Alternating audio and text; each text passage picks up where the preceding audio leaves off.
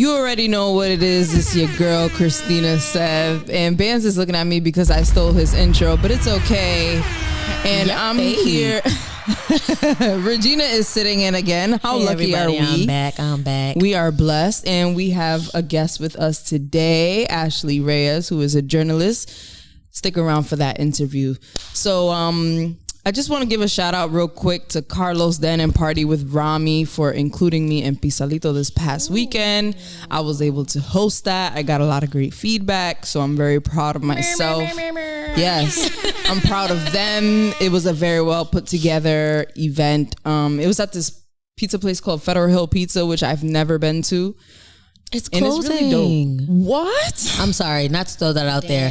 First of all, the pizza was delicious. Christina did amazing. She's just cool. Let me borrow that vest. Anyway, so when we talked to the people that were giving out the slices, they were like, yeah, we're going to be closing soon, but we're glad they just opened up.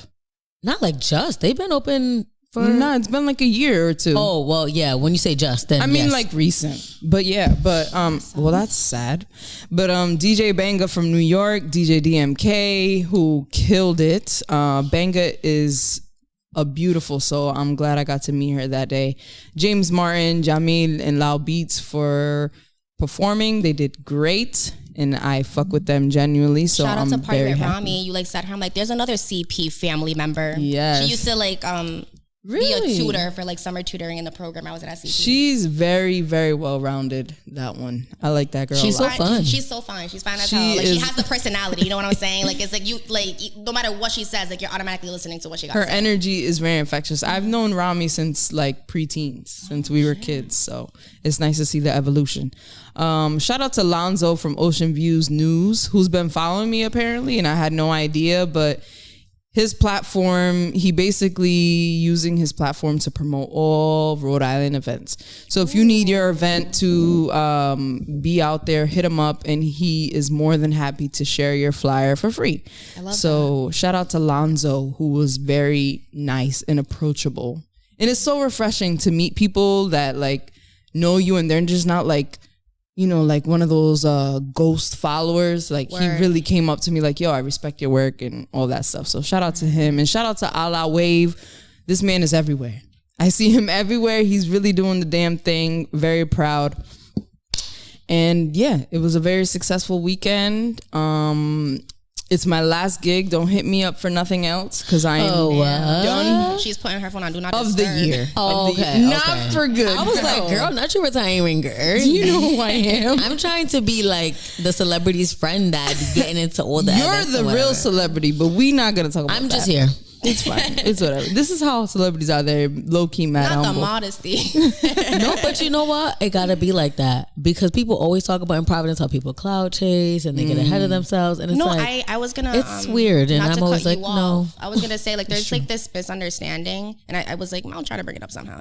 But there's this misunderstanding that Providence cannot be supportive, or they support people who have a bigger following or more clout. And no, but two things can be true. I was gonna say and I could understand that because it do be about who you know and networking, because networking, that's what it is. You know what I'm saying? It's just you gotta be elevating. But at the same time, I really do believe in good karma. If you are a good person, if you are trying to put people out there, not just in the same atmosphere that you're in, but trying to promote people and promote your locals, that's just gonna come back to you. It may not come back to you right there and then. It may take a little bit, but I really do believe it all comes full circle. Again, there's different extremes to it. There is some reality behind it, but it's don't expect people to support you if you're not supporting other people in your community. That's true. Yeah, I was told that we only interview people for clout, and that we only interview people who have a big following, and that we're unprofessional. I don't have a big following. Big following. And so everything is perception, really. And if that's how you feel, then that's how you feel. Also, if you've only listened to 2 out of the many episodes, and it happens to be 2 people that have a following, or only one, and it happens to be one person with a following, of course you would say that. Word. Mm-hmm. But also sometimes following and work is kind of it equates. If you're putting in the work, the following will come. That's a topic in itself though, because the fact that we put a lot of our own value in our proximity to other people is kind of It's weird. I'm just gonna say it. It's a little bit weird. I'm not gonna go too far deep into it, but it's a little weird. It happens here a lot, but that's because we're a smaller state, we're a smaller city, we have a smaller community of color. It really is the size thing. That's why it can feel clicky, but it's like I said, it's like. But it definitely is clicky sometimes. It has its clickiness. Yeah, it does. But it's cool. Yeah. Like you could be the person that is not clicky and you're just cool with everybody. Just keep it neutral. Word.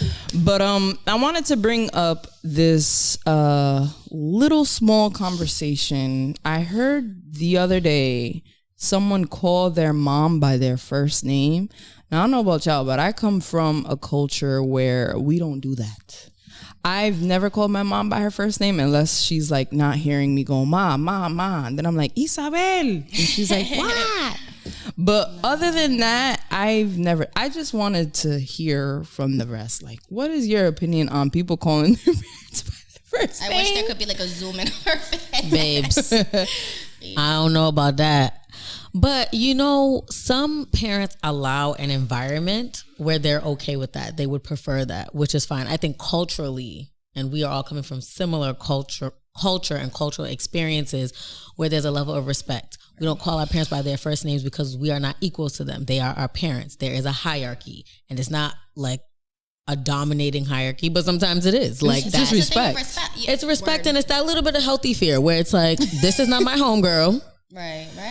And your mom will remind you, like, we are not friends. I am not one of your little friends. That's not how you speak to me. I've even seen people like, well, I call my aunts and uncles Tío and Tía. Yeah, word. Like, I never call them by their first names, but my neighbors call their uncles and aunts by their first name, and I'm like, so in that aspect, in terms of like tías and stuff, like I mentioned my aunts earlier in the episode. You know, I call one of my aunts the Tía Nora and Tía Chupi, and as I've gotten older, Tia Chupi is just Chupi now. You know what I'm saying? Like, it was a week. Like, I can't pinpoint when it happened, but it happened. So you think it's like an age thing? But in terms of the aunts, now parents, I feel like we just don't gotta say, like, you know, the demographic that be doing that the most. We don't even really gotta say that. Get into that. But the point is, I think that, you know, like, for example, let me make sure I'm very like transparent in like how I act. With my dad, I've had like, you know, I've talked to him in front of my friends before he'll call me, and then when I get off the phone, they're like, yo, who are you talking to? I'll be like, my dad. They're like, what? Like, you talk to your dad like that? Like, it sounded like you were talking to one of your homies type thing. So, like, I'll call my dad like Didi, or like, oh, like, you know, like, what's up? Like, oh, but you give him a nickname. Right, yeah, like, it's a nickname. Like, with my mom, I'll be like, oh, hey, little cutie. Like, you know, like, stuff like that. But, like, even when you were talking, I'm trying to think, like, if I were to ever say Rena, so I'm like, no. Like, that's just, what? Like, it's weird, right? Yeah. It's that training. And even my mom, with my friends, like, my mom has told me straight up, like, she prefers my friends to call her señora. And my mom is very, like, you know, like I said, she's hip. Like, the señora has, like, an older, elderly connotation, but it's a thing of respect. You know what I mean? Like, you're not gonna walk in your friend's house and I'm gonna be calling your mom by her first name? Yeah. I didn't even know your mom's first name for a long time because I'm not calling that lady by that. And you know it now and you still don't. Oh, no, because, like, right, it's a respect thing. And also, even in school, we called our teachers Miss, Mister. Even though we weren't saying their names, we weren't calling them just by first name. Not at all. It was always Miss or it was Mister. That's true. It's funny that you say that because when I meet your mom, I don't call her by her name. I feel like I have to call her Ma as well. Yeah. Like Shalice's mom, I call her Ma. Like my friend's mom. A lot of my friends, I'll be like, oh, hey, mom. Like, you know, even if it's my first time meeting, like, yeah. It's weird. It's just a respect thing. But I don't know. I just thought about that. I wanted to bring that up. You knew how we was going to feel about it. Hey, you never know. Everybody's tree grows. I mean, that's true. Also, it's not disrespectful in other cultures to call your parents by their first name. If that's how it works. Right. Word. But it y'all be safe out there. There's a little something coming up. You know, it's Sag season, right? Hey. Coming. Don't you see me in full form? I'm not deep in that zodiac stuff, but I'm a moon in Sag. It's your time. She's a savage, and I'm a double Sag, sun and rising. She's very detached. She needs relax, her own space. say the good things first. She's very cutthroat, very direct. These things are all very much true. These are all great things, I feel like. Fine. Happy Sag season. Listen, Sag season is on the brink. Scorpio season, we were fighting for our lives. Wait a minute. Well, that's because it's the season right before. You know, like, you gotta calm down when you talk about Scorpios. Scorpios. Are you a Scorpio? Absolutely. All around. No, 100%. Scorpio, moon size. He's a Cancer. Oh, he's a feeler. Oh, look at him feeling. He wants to jump in so bad. He gives the best hug. Get a mic, Ruben. And he's an intellectual and a creator. He really will. Yeah. It's very really cancer of him. He just came back from a business trip. He was not supposed to be here Looking until all tomorrow. fly. You got a man bag. I see you, Ben. He's so cute over there. Where's the earrings at?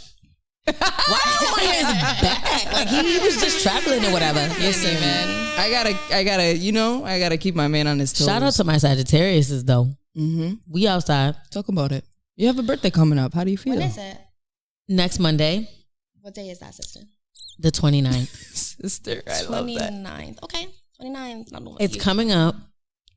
And I just want to have a good time with my friends. That's all I keep saying. I'm like, I don't want to plan something really big because I want to save my coins to take a trip later on. We're going to Ghana. We're going to Ghana, but we also need to go What's up? to a Caribbean country. Oh, and get crazy. I was going to say relax, Have you but been to also Puerto Rico? no. Oh, Puerto Rico. Spicy. Start there. It's Puerto Rico is beautiful. I used to go to Puerto Rico as a kid all the time because my dad... This is a lot, but my dad, he was in Puerto Rico illegally for a long time, and we used to visit him. I used to go to Puerto Rico literally. Listening, just putting that man business out. I'm sorry? He was in Puerto Rico even though it's an American territory. Well, because he went from DR. So my parents were born in DR. Okay. Yeah. My parents were born in DR. My mom was raised in New York, and then my dad got deported to DR, and then went. He was on the run. He took a yacht to Puerto Rico. He's lit. I don't know if that's the correct term in English, yacht, but in Spanish it's called a yola. It's like it's not really a big boat, but it's where people illegally migrate from DR to Puerto Rico. But it's a long journey, but so that ocean, I guess, is very dangerous, like that part of the ocean, and a lot of people don't make it. Yeah, just like migration in general, like you really see these stories of like people really swimming in water and everything, and it's crazy. But anyway, so yeah, I used to go to Puerto Rico like 4 times a year, and it's beautiful. You should do Puerto Rico. We like a girl trip. Wow. And you should also, if you guys we talked all about reading. There's this great book that I think needs to be incorporated into U.S. history in the schools. It's called War Against Puerto Ricans. And it talks all about the repercussions and the consequences of what's happened after America got involved and freaking colonized them. And I say it should be included in U.S. history because we just said it's American territory. Why did we not talk about Puerto Rico in fifth grade? So true. You know? Makes so much sense. So, and you got Trump throwing paper towels at disrespectful. We don't know anything about, we don't know anything, but like it really isn't prioritized history, even though it is American history as well. Yeah. They barely teaching mainland American history. Girl. We were talking about Hawaii the other day. I got to come back here for an education episode. No, seriously, because we need an episode on many things that we talked about. Hell yeah. But yes, and it's also Thanksgiving this weekend. So I guess Happy Thanksgiving to those who still call it Thanksgiving. Oh, because some people are like against it because of the history of, as you should be, colonization. But I just think like Thanksgiving, genocide. I just think Thanksgiving, like, Thanksgiving. The whole point of it is gratitude. Like, if it has some sort of like, happy pilgrim. You know what I'm saying? Like, if it has something so specific in its name, that's like Christmas. It's scandalous. Like, why do people, get mad about Christmas? I guess I can understand that. But Thanksgiving, the whole point is gratitude. Be thankful. Yeah. Like, thinking too much about it. See, that's why they think we're so damn sensitive. It's like, that's the hotep in us. Definitely the hotep, because I'm not going to take my foot off their neck behind that one. Because they got the babies in the school, coloring the turkeys and the pilgrims. It's like, okay, I can understand y'all like pilgrims glamorizing that story for children. But you have grown people in college and beyond that not knowing the history behind Thanksgiving. That's just not okay. This country is not built on gratitude at all. It's not built on Thanksgiving. So don't be fake about it. Yeah. Pure. And it's okay to celebrate something, but like you're saying, with another meaning to it. Like you don't have to celebrate genocide, but you can celebrate your family. Yeah. Right. Like with Christmas, like, all right, you're not into the whole gift giving thing and the glam. So don't give gifts. Don't do gifts. If you're broke, just say that. Oh. I am. I'm broke, bitch. That's a fact. Dave I feel Chappelle. Or just take Christmas to like spend time with people. Exactly. I feel like that's nice too, without gifts, just dinner and good time. The freaking lights and shit. You're telling me that's not pretty to look at It's during beautiful. Christmas season? Like the points definitely is. And the mansions, even though it's giving very much white flight, it's giving very much Rockefeller family. It's giving very much that's slavery money, but that's the chalet too in Massachusetts is beautiful. It's like this church.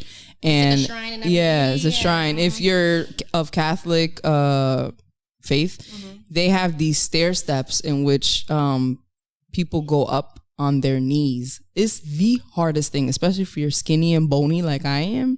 And my mom was like, finish it. And I was like, but God knows I love it. She's like, do it. Right. So if you're and talk about your sins. And I was like, oh. Even with that shrine, it's like, all right, like if you're of faith, it's extra popping for you. And if you're not, that's okay too. It's freaking pretty as hell. It's culture. It's pretty as hell. It's culture. What do you guys do for Thanksgiving traditionally? Spend time together. And we do it eat. potluck style. Now that we're all older, everyone brings a dish or brings like, what are they called? Napkins, forks, knives, cups, and whatnot. Utensils. There you go. I can't even. Those. And so, but it's still very cultural. Like the food that we eat is still West African food. Like we have a turkey. And for a long time, my mom was like not getting jiggy with turkey. She's like, why can't we just have a chicken? Because turkey like, be dry if you don't cook it right. Yeah, and she's like, why do we have to do that? Like, we're here, we're doing the tradition, but like we do with our own food. Like, why do I have to eat turkey? I don't want to eat that. Like, let's do chicken. And I'm like, because it's something different. it's America. And she was like, and I'm like, true. Fair. That's true. You know, it's funny because my mom, Dominicans, we cook pork, which is technically a Puerto Rican tradition, but pernil. But pork is so bad for you. It's so bad for you. It's so good. It sends you right to the bathroom. But it's so good. So my mom has found a trick to make our turkey taste like pernil. And she puts it in this bag and like puts it in the oven and she like that's what that does? I've seen people do that. That's what that does? It keeps it juicy. Keeps the moisture in. Yeah. My grandfather puts like pineapples and shit on it. I heard about that trick too. Pineapple, like some That's sliced good. pineapples. Yeah. A little, for Thanksgiving, honestly, in my family, like our biggest thing is Christmas Eve. Like that's the poppin' holiday for us. Noche buena, you already know. Exactly. And like Thanksgiving, with my maternal family, my mom's family, we get together. Thankfully, my parents have a great relationship even after they separated years ago. He'll pop through sometimes for Thanksgiving and chop it up with all of us. Your dad? Nah, you got a good one. You got a good one. Reach out to her dad. He on Twitter. He's on Twitter. I'll give you his Instagram. After. Yeah, give us the handle. He's probably handsome too. What's he looking like? Where's my cell phone? Don't let me get carried away. Because you will. Because I will. I love And my I'll hair. let you. All right. Now, next to me, I have a guest. We haven't had a guest here in a very long time. I think, I'm not even going to try to guess. It's been a while.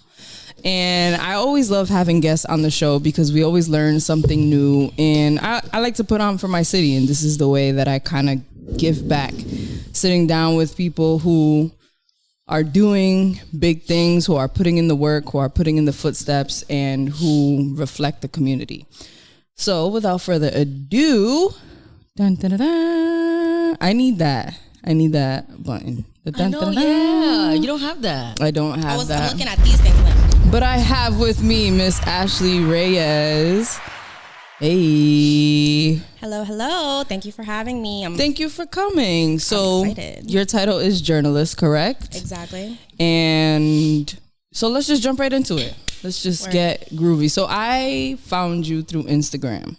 I found you through a post that Sabrina posted on her story from an article that you did with her, and you interviewed her. So let's talk about that series. It's called PBD Profiles. PBD Profile. So take us into how you started this, what it's about, and all that stuff.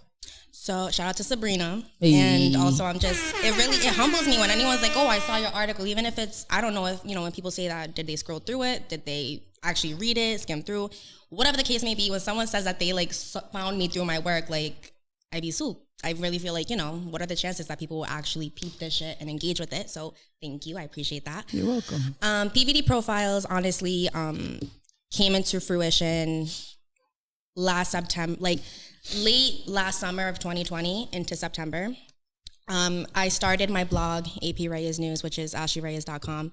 I started that last summer in June. That really honestly started off as just to have a place to have all of my work in. just to have my work in one place, like a portfolio type of thing. I never anticipated to share this, to like share the work like that, to like put it on my Instagram and everything. The reality of it was I just graduated last year in undergrad. I got my degree in journalism and in networking with people in the midst of the pandemic. Like, how do I... You don't let the sounds throw you off. I mean, guys, no, but shout out to that's a big deal, though. Class of 2020 in the middle of a pandemic. We could do a whole episode on that. But I am in networking and figuring out my next steps in journalism. There was a common theme in professionals telling me, like, if you don't got a website, you got to have a website. So I started the website, and naturally, you know, I had hoped to relocate after I graduated.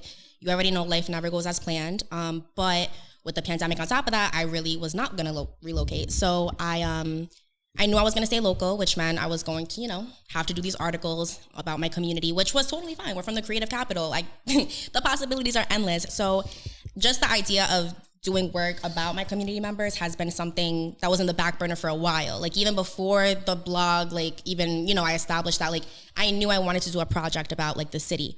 So I feel like as a creative, a lot will relate to me when I say that, like, when you get an idea, like, everything else just naturally comes together. I feel like sometimes when we plan things, it's like you try to stick to like a schedule and stuff. Sometimes it's not organic. So with this idea, I'm like, okay, like, how am I going to like showcase people in my city?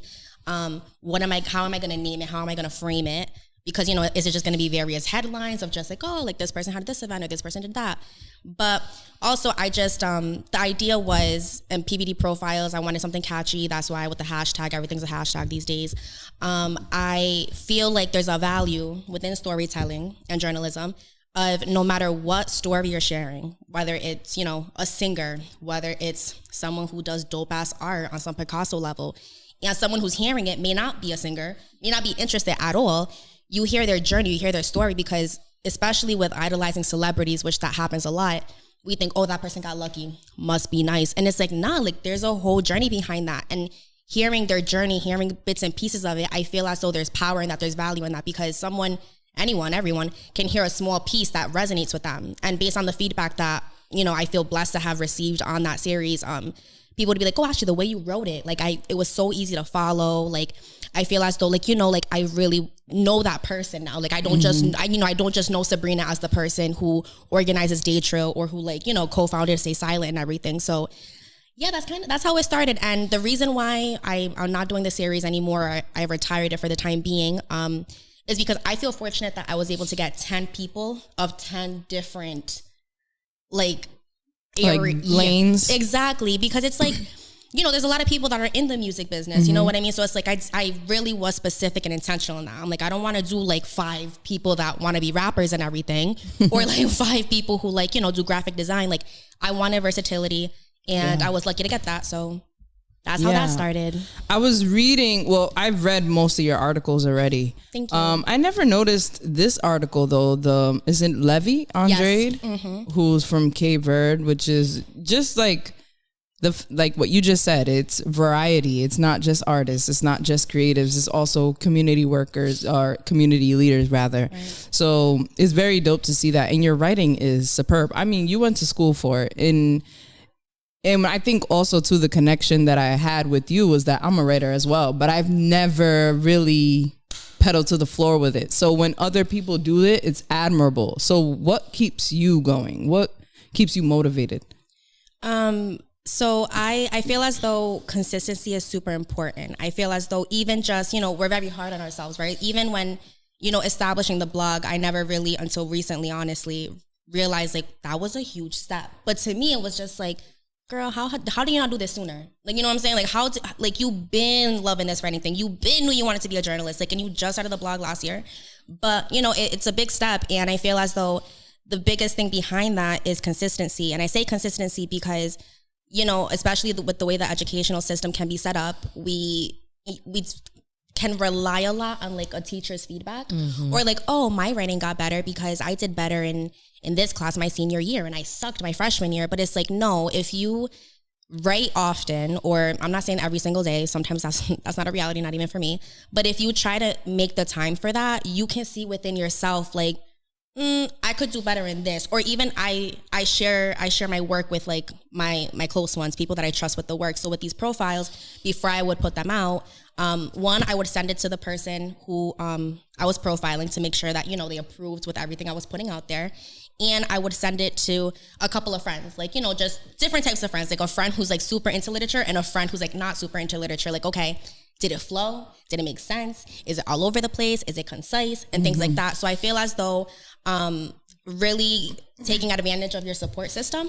You know, it doesn't have to be a professional. It don't got, like, you know, if you got a network with professionals and educators, awesome, take advantage of that. But it's like, nah, it's right next to you. You know what I'm saying? Like, send your work and get feedback and things like that, because that's what's realistic. Like, that's who I'm sharing my work with. I'm trying to like get to 20-something-year-olds. I'm trying to get to 18-year-olds. So the whole point of audience. it is exactly like if you know, and the whole thing too, which is why, again, like, it means so much to me when someone tells me like, Ashlee, like, I fuck with your writing, is because honestly, I feel like I'm 1 year off from being a millennial, so I'm technically Generation Z. I'm showing my age in that. But that's funny and crazy. I'm so sorry. Wait, what is the cutoff? 97. Oof. Right, girl? Babes, sorry. I'm like showing my age. I'm showing my age. We don't gotta put that part. We don't gotta put that part. But it's going in there. You know, I feel as though, like, you know, this newer generation, which is like super, I feel like I'm right in between. Like, I was exposed to a lot of technology growing up, but I also had a CD player when I was little. And that was like, you know, I remember for Christmas, that was the thing. I feel as though this generation especially, and even a good portion of the millennials, like, are just so uninterested in reading. Like, nah, I haven't read a book. Like, they'll be like in high school, I ain't read a book since 4th grade and I'm still getting good grades. And it's like, all right, word. We have a lot of work to do in the educational system. There's a lot of antiquated literature up in that. We don't got the time. I'm sorry. Let me not get into all that. But the point is, we got antiquated literature up in the school system, which can discourage people from wanting to read. Yes. And also this over access to technology has people like, nah, like, I just want to see a quick visual. Like, why am I gonna like read this article and BuzzFeed does like a 1-minute video telling people me? People barely want to read tweets. When Twitter was like, we're going 140, they were like, nah. Exactly. So again, that's really the value to me, and what really makes me appreciate so much is like, damn, like, you took the time. Like, I didn't think people were gonna fuck with this. I didn't think people were gonna be like, oh, like, it's a lot of my work now. Before this new project I have coming out, a lot of it's all written. So when people are like, oh, actually, I went on your blog, I'm just like, and you read it? Okay, thank you. So yeah, it's so crazy to think that, because even when I'm on Facebook and I'm writing a long ass post, I'm like, I'm just gonna copy and paste this and put it in my notes and not even post it, because people don't want to read. Can't be bothered. And books, they're all audibles skim. Now. Yeah, they just skim. And you brought up the education system, which we'll kind of get into storytelling because that's the topic for tonight. But like, schools, they're putting emphasis on read to your children. Word. Like, read. It's so unrealistic though, because the reality is we are in Providence, we're in the inner city where families and just people, we have marginalized people here. So they're saying read to your children. Sure, that's a great idea. Right. What about the parents who English is not their first language? Word. What about parents who are single parents and work full time and they don't have the time to do that or don't prioritize it to their children? So it's admirable to see young people really interested in literature and reading and writing, because it's y'all who will teach the younger ones to be passionate about their reading and writing and their creativity. And writing doesn't have to be boring. It can be whatever you want it to be. It can be beautiful. I was bringing up just, you know, the part where there's parents that unfortunately don't have the time to dedicate and, like, you know, read to their kids. I'm very fortunate to have an awesome family. I always say, I have 4 moms. Like, I have my mom, her 2 sisters, and my grandmothers. And my 2 aunts, they were first generation students. My parents didn't go to college. So my aunts really took on that role of, like... Wait, I'm sorry. You said your parents are first generation? No, my aunts are. So my parents, and I'm first generation. My parents didn't go. But my aunts, they're first generation as well. And they really took on that role of just, like, trying to expose me to reading. My mom worked for an early childhood nonprofit program. It doesn't exist anymore, but... the whole point of that, which, again, we need programs like that. It was, you know, having people who worked in that program do home visits. And it was women of different demographics. You had Cape Verdeans, you had Hispanic women. And they would, you know, go, and if, let's say there's a child who stays with the grandparents most of the day, it's like, all right, the, you know, educational leader goes, sits down with the grandparents, walks them through things. So it's a great point. And I feel as though a tangible solution, I guess, or something that could help that is, like, teachers still having books as, you know, in the classroom. I understand technology can make things efficient, but it's like, you know, that child's gonna like open up some app, open up some Fortnite, and they gotta read. Exactly. So, right. And you'd be surprised the books that young people hang on to. I remember reading The House on Mango Street and The Alchemist, and I Know Why the Caged Bird Sings from middle school to high school. And those books really stuck with me. They weren't books I would have grabbed. They're also going like to the library, and but very impactful books too. Very. And it's like, wow, look at the Providence Public School System putting literature in front of us that's going to impact our lives, not today, but like one day. And maybe we would have never read those books. I want to ask, because you talked about your family, what encouraged you to go into journalism for your undergrad? So I knew by high school, I want to say like by my freshman year of high school, I was hip to the fact that writing was my strength. Math, STEM, all that. Shout out to the people in STEM, because they'd be like, oh, I'm majoring in biology. I'm like, yo, I could fucking never. So I knew I wanted to get into journalism by the time I was in high school. I grew like for as long as I can remember, one of my first childhood memories was always watching the Today Show with my mom as she got ready. Which not too many diversity back then when I was little. It was like Katie Couric, Matt Lauer, which Katie Couric, shout out to her, Matt Lauer, no comment. But point is, I knew writing was my strength. So at that point in high school, you know, people would say, oh, you want to be a journalist? Well, what kind of journalism? I'd be like, oh, well, maybe People magazine, like, you know, a magazine. I got a lifestyle magazine. I didn't know what specialization. Once I got to college, I did 2 years at Emmanuel College in Boston. My final 2 years, I transferred to Roger Williams University, and I was involved in multicultural organizations, the Black Student Union and the Latinx organization on campus.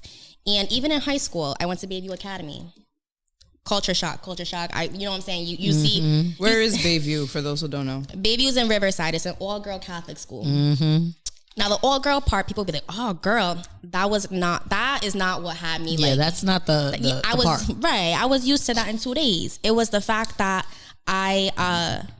you see my complexion. I'm mad pale at times, especially in the winter time. And at times I was the darkest person in the room. Like, that just really goes to show, you know what I'm saying? So anyways, once I got involved in multicultural organizations in college, again, my aunt Shirley and Norellis, my aunt Shirley specifically, she's of a darker complexion. I'm half Colombian, half Puerto Rican. So my Colombian family, we're from Barranquilla, which is like near the coast of Colombia. And a lot of people from Barranquilla are of a darker complexion. And so my aunt Shirley, you know, with her own identity and navigating her discriminations against her, she's very in tune with her identity and her blackness. So she tried to put me onto that, like, Ashley, you know, that's fire. Even though you're not, you know, you're not dark, you're not that brown, like, you know, you still have ancestry, you still have roots, and I'm gonna put you on and everything. So I really credit my aunt Shirley. My aunt Norellis worked for Jack Reed for over 20 years in the immigration department. So in terms of immigration issues, she put me onto that. And I knew by the time I got, you know, my freshman year of college, I was like, I need to figure out my purpose behind journalism. And I realized, and I still firmly believe, that my purpose is using my privilege of having a journalism degree, of being able to get a job in journalism, whenever that may be, and helping share these stories of people in these communities who feel voiceless, whether that be because they're too intimidated to share a story, or because they're not getting any opportunities. Yeah, there's nobody's no one sorting after them. Yeah. And I knew, especially with the rise of attention and awareness toward police brutality and oppression in communities of color that has been happening for mad long. But you know what I'm saying? I want to say it was after Tamir Rice was definitely a big case, but maybe it was after Tamir Rice. There was a huge, I noticed, like, that was like really in my face. And so I knew, like, this has been an ongoing issue. There's a sensationalism problem in journalism, because it's like, all right, these huge media outlets, which is what people rely on, like CNN and, you know, even Latino outlets like Univision. It's like people, the worst. Right. It's like they only cover one case because it went viral. And it's like, all right, word, that's an important case. I'm glad that's getting attention. I'm glad someone cut down footage, but it's like, that's been happening. You need to keep reporting on it. You need to report on it every day, because I'm sure that there is someone who falls at the hands of whatever issue every single day. So I really, you know, that's really what moved me into journalism and into storytelling. So that's dope. I can go on. I can go on. But you spoke about the Today Show and there being a lack of diversity. So when you went into journalism, was that your intention? Like, I want to bring diversity to what exists. Absolutely. I feel as though, which I know we're not in the topic yet. We can go in when the time comes, but I feel as though there is power behind conversations between people who share similar experiences. Yes. And if you don't share the same experience, there's still some sense of relatability, right? So it's like, let's say I'm talking to someone who lives in extreme form of poverty. You know, they may not have a high level of education as I do, and I have more privilege than them. But what they're talking to me about, I'm hip to, because I may have a family member who went through that. I may have homies who have families that went through that. So there's more of a level of empathy and understanding. Now, that's not to say that the counterpart cannot understand what someone's talking about, but it really is. It hits home. It hits home, and it's a different level of comfort and understanding. So, and even just being bilingual, I'm very fortunate. I credit my Colombian grandmother to being able to speak Spanish, because she would take care of me while my parents worked. Especially with immigration issues, right? It's like, let's say that there's a case going viral of someone who may be deported, and that's gotten attention. And there's like a white journalist who goes, or like, someone who doesn't speak Spanish, because there's white journalists who speak Spanish. Let's say there's someone who doesn't really know how to properly have that conversation. They're not going to be able to get the full story of the person that they need to share the story of. So I knew that even just in my fluency period, there was power in that, and I see it even as simple as like, I was talking to my dad yesterday. We're into boxing, whole other background of my interest. But he was saying like, oh, I went to this fight and there was this boxer, and everybody's trying to get at him after the fight. He's like, and I called for him in Spanish, and he automatically like turned around. The connection. And he walked to him. So I'm like, I know that there's like, that's a connection. There's value behind that. And again, it's all a purpose thing. It's like, I don't look, and I've had people like, oh, you want to do journalism? There's no money in that. And it's like, yo, same. Right. It's like, yo, like, yeah, there's no money in that, but it's like, again, I can't do fucking STEM. Like I can't do science. And it's like, and I believe that purpose is greater than wealth, you know what I'm saying? And such. So it's like, if I share a story and someone feels as though like grateful that I took the time to hear them out, you know what I'm saying? That I took the time to share their story and raise awareness, like I'm fine with that, even if the paycheck was low, even if there was no money behind it, you know what I'm saying? So that's really what it is. That's so true. And you like put a word out there, like literally purpose is more important than wealth, because we see it all the time. Right. People who are rich are so unhappy. So you have to find that purpose. Right. And so if this is your purpose, then you have to do that because it was instilled in you. And then change the connotation of wealth, right? Because it's not just monetary. You can be wealthy in other areas. Right. And if you're wealthy in passion, if you're wealthy in talent, those are other things to be wealthy in. Like, fact. Monetary is just one lane of wealth. That part better go in there, because a lot of people got to get hip to that.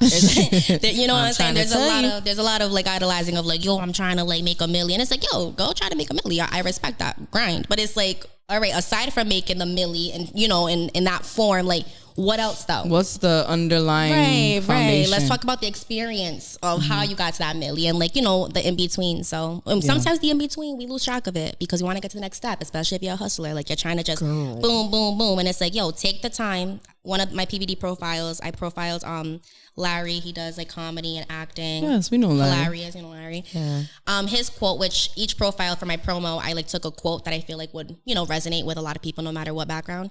He said, "Take the time to bask in your accomplishments," and it's like facts, because we don't. You know what I'm saying? I like, even just with we're our biggest critics. I was just talking with a friend the other day. I'm like, yo, it's kind of personal, but I'm just like, yo, I'm like, I want to say maybe like 2 years ago, 3 years ago, like I finally like believed I am smart.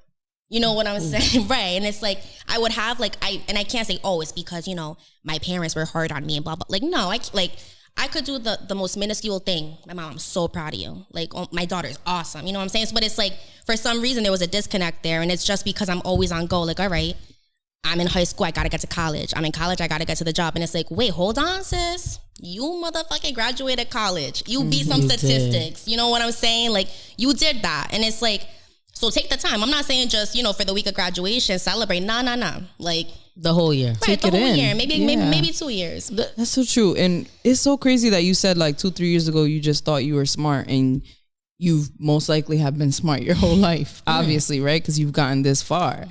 So can you break that down, like what it is to feel like insecure about your work and feeling like vulnerable? Because writing is being vulnerable. Even if you're profiling someone else, it's still your words and your work. And it's your work. 100%. 100%. Like I said, I didn't realize up until fairly recently, it's just even putting a blog, like making a blog and like putting that work out there was putting myself out there. I feel as though, like I said, we're our biggest critics. So even just, especially physically, you know, there can be a lot of like physical consciousness that goes into it. You know, you feel like you don't look great, but then everybody else thinks you look popping. Same thing goes for work. It's like with me, everybody's like, Ashlee, like, you're mad smart. Like, you know, like you're a great writer, especially with like, you know, just in school, like I said, that was my strength. Again, like I said, we have a problem in our education system. So I definitely fell victim to that generalization of like, if you're not getting straight A's, like, you know, like you got some work to do. You know, there were times I made honor roll, like got A's and B's, or you know what I'm saying? But like I said, math, I would get a C, or like, you know, I would get like a lower score. And that made me feel like, you know, that like I wasn't popping. Not math, but you know what I'm saying? Like, it's like if I wasn't getting 90s and 100s on everything, not that I was like super perfectionist, that I was like beating myself up, but I think that in specific takes on a big role. And I had a student actually, so I was substituting at the middle school I went to, community prep school. I don't know if you guys have heard of community prep. Shout out community prep. I was substituting for a couple of months last year for a 6th grade class. And I had a student who was like, oh, Miss Ashlee, what's it called? I'm really struggling in this class. Like, you know, I have like below a B, and you're Latina, right? And, right, Miss Ashlee? I'm like, yeah. He's like, so you know what happens when you bring a bad grade home? And I was like, yeah, no, I'm hip. And I was just like, well, like, it had to do with reading, which like that, like, you know, thankfully we're talking about that today. I was like, all right, so it's in your like reading class. I'm like, are you trying your hardest? And he's like, yeah. He's like, I can do a little better. I'm like, all right. The point of the matter is, I'm like, don't wait till your report card comes out to have that conversation with your parents. I'm like, let them know, mom, dad, whoever, I'm really struggling in this class. That way, because if they got the report card, they're going to be confused because you haven't told them that you're struggling. Yeah. I'm like, but let's say the report card comes in and you still don't get the A or B. If you can honestly to yourself say, I tried my hardest. And if your parents ask you, did you try your hardest? If you can for real say, yes, I tried my hardest, I promise you, they're not going to beat you. They're not, you know, you're not going to get the chancleta, you know? So I really think that there's not enough emphasis on that. Hopefully, I know that there's, you know, younger educators coming onto the scene that are, you know, more relatable to children and understanding the different, you know, antiquated practices of the traditional education. But I think that in itself goes a long way. It's like we can be, one, we're already hard on ourselves, period. And then, you know, we're in school from like kindergarten up until 12th grade, like in a whole system. You know, like I was fortunate enough to have private... A calculated system. I was fortunate and, you know, blessed enough, shout out to my mom and her hard work and being able to attend private school from 3rd through 8th grade. 3rd grade through high school, which 3rd through 8th grade community prep, even though it's a private school, we were all on scholarship. Their mission is all about giving inner city kids an opportunity. But... you know, there's still, even at Bayview, like there were just, you know, moments where like literally my senior year, like I had such bad acid reflux. Like I've been had acid reflux since I was little, like an old person, but I literally was like physically sick my senior year because in the college application process, I'm hearing these super privileged girls who could easily, even if they didn't have the grades because of, you know, the wealth, could easily get into their top choice. But I'm hearing all around me, oh no, I'm never going to get into that school, yada, yada. And that sticks with you, especially if you're in an environment like that, you know? And that really is part of the reason too why I decided to go to Bayview, because I wanted to go to classical with my friends. I was like, yo, no one's freaking going to Bayview. It was like, oh, girls' school, what? But my Aunt Shirley, again, shout out to my Aunt Shirley, you know, she had that difficult conversation. My mom has always been very chill. Obviously, she wanted me to go to Bayview because they offered me a scholarship. But, and you know, she's just like, but if you don't want to, then... you know, I guess not. But my Aunt Shirley was like, listen, Ashlee, the reality is, yes, like it's a very white school. Still is to this day. She's like, but, and you know, you've been lucky enough that you've been in an environment like community prep where it's a private school, but you're around Black and Latino kids. She's like, you know, if you make this choice to go to Bayview, it's going to prepare you for the real world. Unfortunately, that's still the real world we're living in, where it's like these corporate jobs and such. It's the same, you know, it's the same feeling I felt in high school, which, you know, I went to Emmanuel College and it's a very small campus, and being involved in multicultural orgs, I knew the kids of color on campus. But my friends of color at that school were like, this school is mad white. Like, yo, like I feel mad uncomfortable in class. To me, I was chilling. And again, it all came full circle because my aunt was right. It's like I made that, you know, social sacrifice because it was whack. It was whack over there. But I made that social sacrifice. Like, all right, this is hard as hell. Like, you know, and you're 14. Like, and again, I credit my support system because, you know, like the intelligence, unless, you know, you're really hip and you're educating yourself, like having those conversations, whether it be with family or if, you know, you don't have too many people in your family aspect of your support system, having those difficult conversations, like, yeah, it sucks. Yeah, it's mad white. And, you know, you're going to feel uncomfortable. But, you know, I guess the value in it is that it prepares you for the real world. So, and that came full circle. I want to ask you two things because you said something that like ding ding went off in my head. I'm glad you remembered because I'd be rambling. You're fine. This is your interview, so I'm glad that you're talking. You said you talked a lot about race. I want to ask you because there's a lot of talks, especially with Jennifer Lopez and the song that she came out not too long ago about saying, I think she called herself La Negra or La Morena or something like that. And I didn't even know that one. I thought you were going to say when she said the N-word on I'm Real. I thought that's what you were going to bring up. Oh, yeah, no. I mean, Latinos all over the world say the N-word. So that doesn't, I mean, I'm also not African American, so I don't know. It doesn't offend me personally.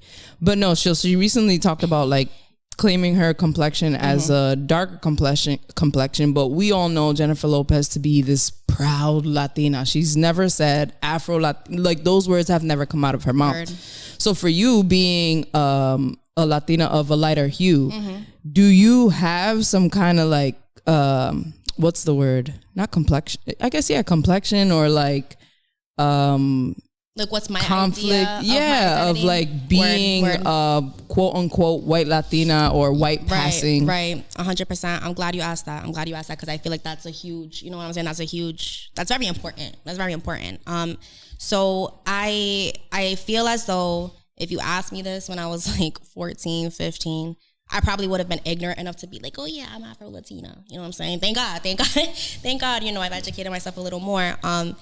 Like I said, in conversations with my Aunt Shirley, my Aunt Norellis and everything, and, you know, knowing where I'm from. So it's like on my Colombian side, like I said, Barranquilla, and, you know, that community being darker than the other parts of Colombia, and then being Puerto Rican and like the Taino roots of that. So, you know, I'm hip to all that. So the reality is, yes, I do have Black ancestors. Now, does that mean I'm Black? Like, you know what I'm saying? Like, so there was a confusion. There was that confusion, like, damn, I do have Black, you know what I'm saying? Like my phone's over there, but like my Aunt Shirley, you know, she's like of a dark, like that's like my first aunt, like she's Morena for real. So it's like, you know, and even my mom, if you met her, you'd be like, oh, that's your twin, but she's like a little darker than I am. So it's like, but my dad is super white passing, you know? So again, there's like, and I think of Gina Rodriguez, she's super knowledge and super canceled. Love her. Right, I love her too. Why is she canceled? She's canceled because I think this conversation we're having right now of just like you like asking me about that, like, you know, do you have like that?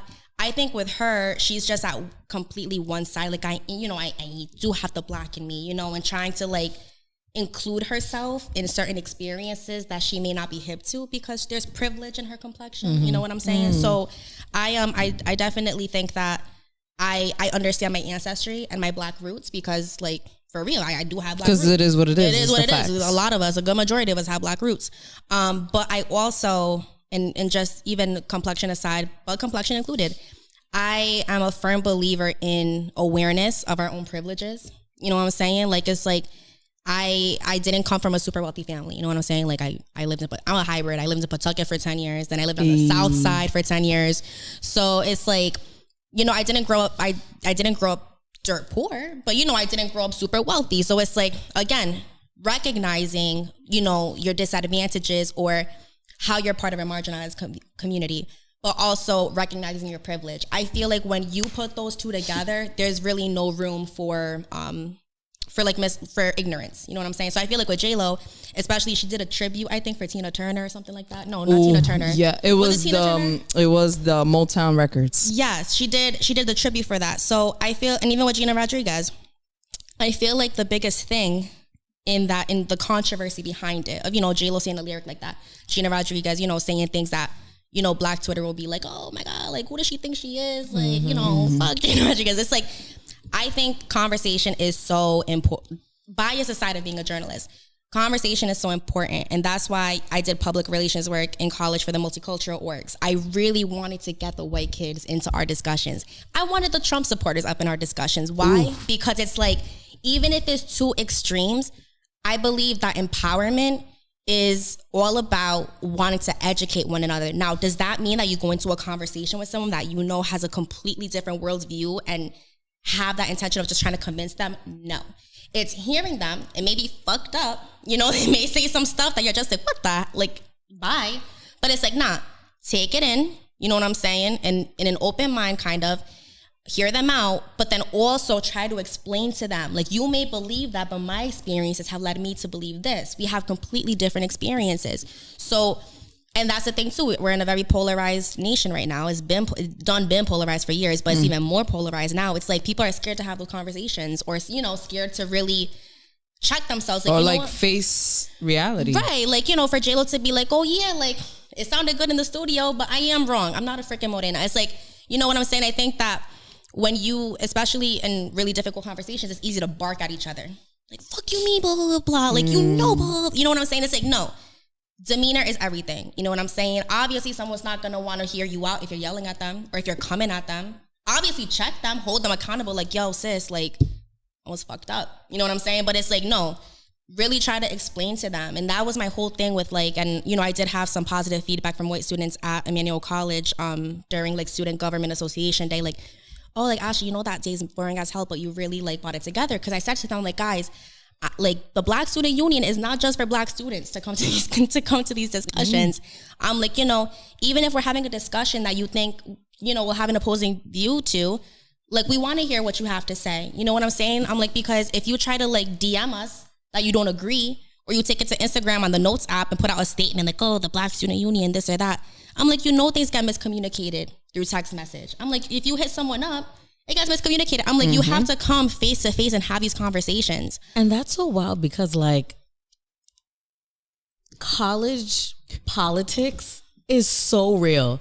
Word. Like between organizations, even the multicultural organizations, because I was in a multicultural organization as well in college. And it's like the politics. Where did you go? I went to URI. Okay, word. The University of Rhode Island. Go Rams. Rody. Okay. Rams, period. But it's like the politics between multicultural orgs, the politics between white orgs, and like all of this weird politics. And when I think back, like at the time, it was so serious to us. Right. But when I think back, I'm like, bro, we're 19. Everybody relax. Word. We are not our parents. Let's have real, true conversation. It's gonna be okay. We can figure it out. Also, if y'all are calling yourself allies, then stand in being an ally and let's have a true conversation. And if we want change as, you know, a community of color, a newer generation too, then we're gonna see each other's side. We're not always gonna agree. UNITY. Hey. Okay.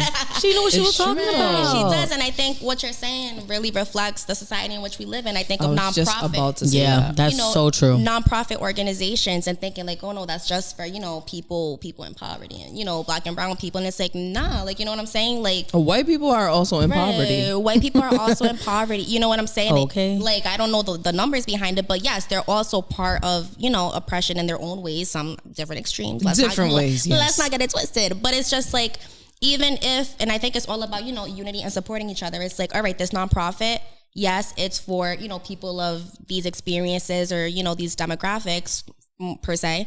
But let's say, you know, you're someone who, you know, has mad privilege. It's like, yo, like, spread word about this nonprofit on your newsfeed because you probably got use people, your privilege for the better. You probably have people on your newsfeed who are mad wealthy that can donate to these nonprofit orgs. Like, I feel like people don't understand, like, how, again, it's the ally thing. It's like, oh, you're an ally? Where you at? Like, where you for real at? Like, you know, no disrespect to people that, you know, social media level activism is just their thing. Like, if they believe they're, you know, doing something with that, respect. If that's their as capable as they are, all right. But, I don't know, but right. I don't want to. I try to be very non-judgmental. But the point is, I think that people don't realize. Again, it's really an awareness of privilege. Like, that takes, if you, like, you know, if you can't name 5 privileges of yours, you need to get your Notes app up, sit down, put your do not disturb on, and really reflect for a minute. You know, the gratitude attitude really does go a long way. Like, the other day I woke up, I'm like, yo, I'm freaking thankful for health insurance today. health insurance. Listen. You know what I'm saying? I'm like, damn, I got to stop getting older. I'm like, I'm still on my dad's health insurance. But you know, it's little things like that. It's like, yo, I have health insurance. You know, are my parents rich? No. But there's someone that don't got health insurance. That, right. You know, they're sick as fuck. They can't go to the doctor because they don't have health insurance. It's little things like that. You know, we be privileged. The blessings. Word. But you have this new project coming out. It comes out this week, correct? Yes. Oh, wait. Before the new project, I'm linking to your question. I know you said that you retired PVD Profiles. Will that be coming out of retirement anytime soon, or are you just going to be working on new projects? New projects. So in terms of PVD Profiles, I will, like, there are some people that are hip to this aspect of PVD Profiles that will be happening, but I love this. I love this platform. I'm gonna put it out there. I'm gonna put it out there. I'm gonna put it out there. So like I said previously, I feel very fortunate. I feel lucky that I was able to get 10 different people of 10 different specializations and areas of creativity. I retired it, and at first I was like, all right, like no more PVD Profiles. You know what I'm saying? But you know, it's the community is forever expanding. We got, you know, the youth right now. There's people when my series dropped that were like, you know, 18 years old. In a couple years they're going to be 23. God knows what they're going to be doing. God knows where technology is going to be at. So my plan is to come out with different volumes. Maybe, you know what I'm saying? Like maybe at some point in 2 years, come out with volume 2. Now, what I mentioned of like, oh, I have something coming up with it is, in the near future, we don't have a drop date yet or anything, I will be putting out a limited edition mag for PVD Profiles. Ooh. Limited edition is going to be like a certain quantity of them, and you know, God willing, if they sell out, if there's none left to purchase, like that's it. There's not going to be a redrop or anything. So in the tangible form, the profiles will always be online, like in the digital form, but don't even get me started on the value of like holding a magazine in your hand. You know what I'm saying? Love it. You know, so that's the T on PVD Profiles. We got a limited edition mag in the works. I don't really want to give a time frame for it. It's just I'm really working on trying to get that out ASAP. But volume 2, definitely, like not next year, but maybe like in 2 years, volume 2 for sure. You brought up magazines, and I'm a collector of magazines. Ooh, like I have like a bunch of Vogue magazines. I have Mad Source magazines at home. Source. Yeah, I got magazines on top of magazines. Literally, my mom's like, throw that away. I'm like, this is Vanity Fair, like everything, and most of them are covers of people of color. Like my recent ones is Bad Bunny and Adele. Right now, and the Adele, when I got Adele's an ally, so she passes. Girl, Adele is living her best life right now. Is but it anyway, the Vogue one? Is it the Vogue one? I think it's Vanity Fair. Vanity Fair, because her thing on Vogue was popping too. I recommend that. Yes, she is. So what for you gives you that feeling of like or reminds you like something tangible that reminds you of your love for journalism, whether it's magazine or. I know you mentioned the Today Show. Right. But. It all comes full circle because we were going to talk about the next project. And I mentioned this in announcing my next project. So aside from being like not an avid, because I don't read as much as I should, surprisingly. Good joy, it's okay. Right. But aside from loving reading, you know what I'm saying? Like I remember when the Kindle first came out, I think I got it for Christmas, and I probably picked that thing up 3 times. It wasn't hitting for me. Like it didn't feel right to me, you know, to just click. Like no, like I want to flip the page. I want to feel like, yo, I'm almost done with it. You know, instead of seeing like, oh, you're 53% through. So anyways, in terms of the magazines, and I definitely want to credit in terms of the idea for the magazine and how it came into fruition. He didn't say exactly, put PVD Profiles.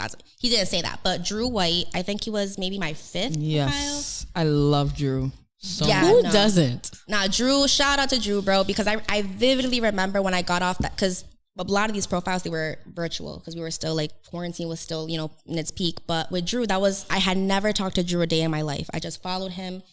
He agreed to an interview. We Zoomed, and it was just such a great conversation the whole entire time. I remember feeling so grateful after that conversation because I was just like, yo, like, you know, it's just, he's the truth. Dead ass. And you know, I really did feel that way about every single profile because it's just, you know, as a journalist, I try not to have pre-questions set up. I like it to be natural and organic, kind of like what we're doing right now.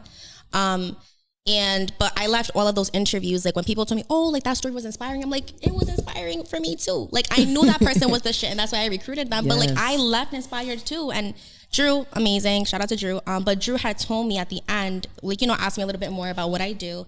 And he was just like, oh, you know what would be really dope? He's like, if you had something like in a tangible form, like something limited edition maybe. He's so like, Drew, dropping a gem. That ass, right, giving us game. And he's like, oh, you know, Jay, like, you know, where's Nasty? He has like his newsletters that he's like put out in the like Mogul Press. Right, exactly. He's like, you know, like there's an idea. And I was just like, I took that, I like held the hell onto that, and I was just like, you know what? Once I knew like I was gonna like try to retire it or have the volume done at 10, I'm like, that's gonna be the limited edition. I'm like, you know, at least I know there's gonna be 10 people who are gonna want it, the people that were in the magazine. But I also, you know, I really anticipate and I hope when this, you know, when that comes out and everything, that, you know, people will fuck with it and purchase it. I feel as though, you know, it's like it's different. You know, it's like on our phones, yo, like it, you know, people depend on like social media and like their phone to be their source of news.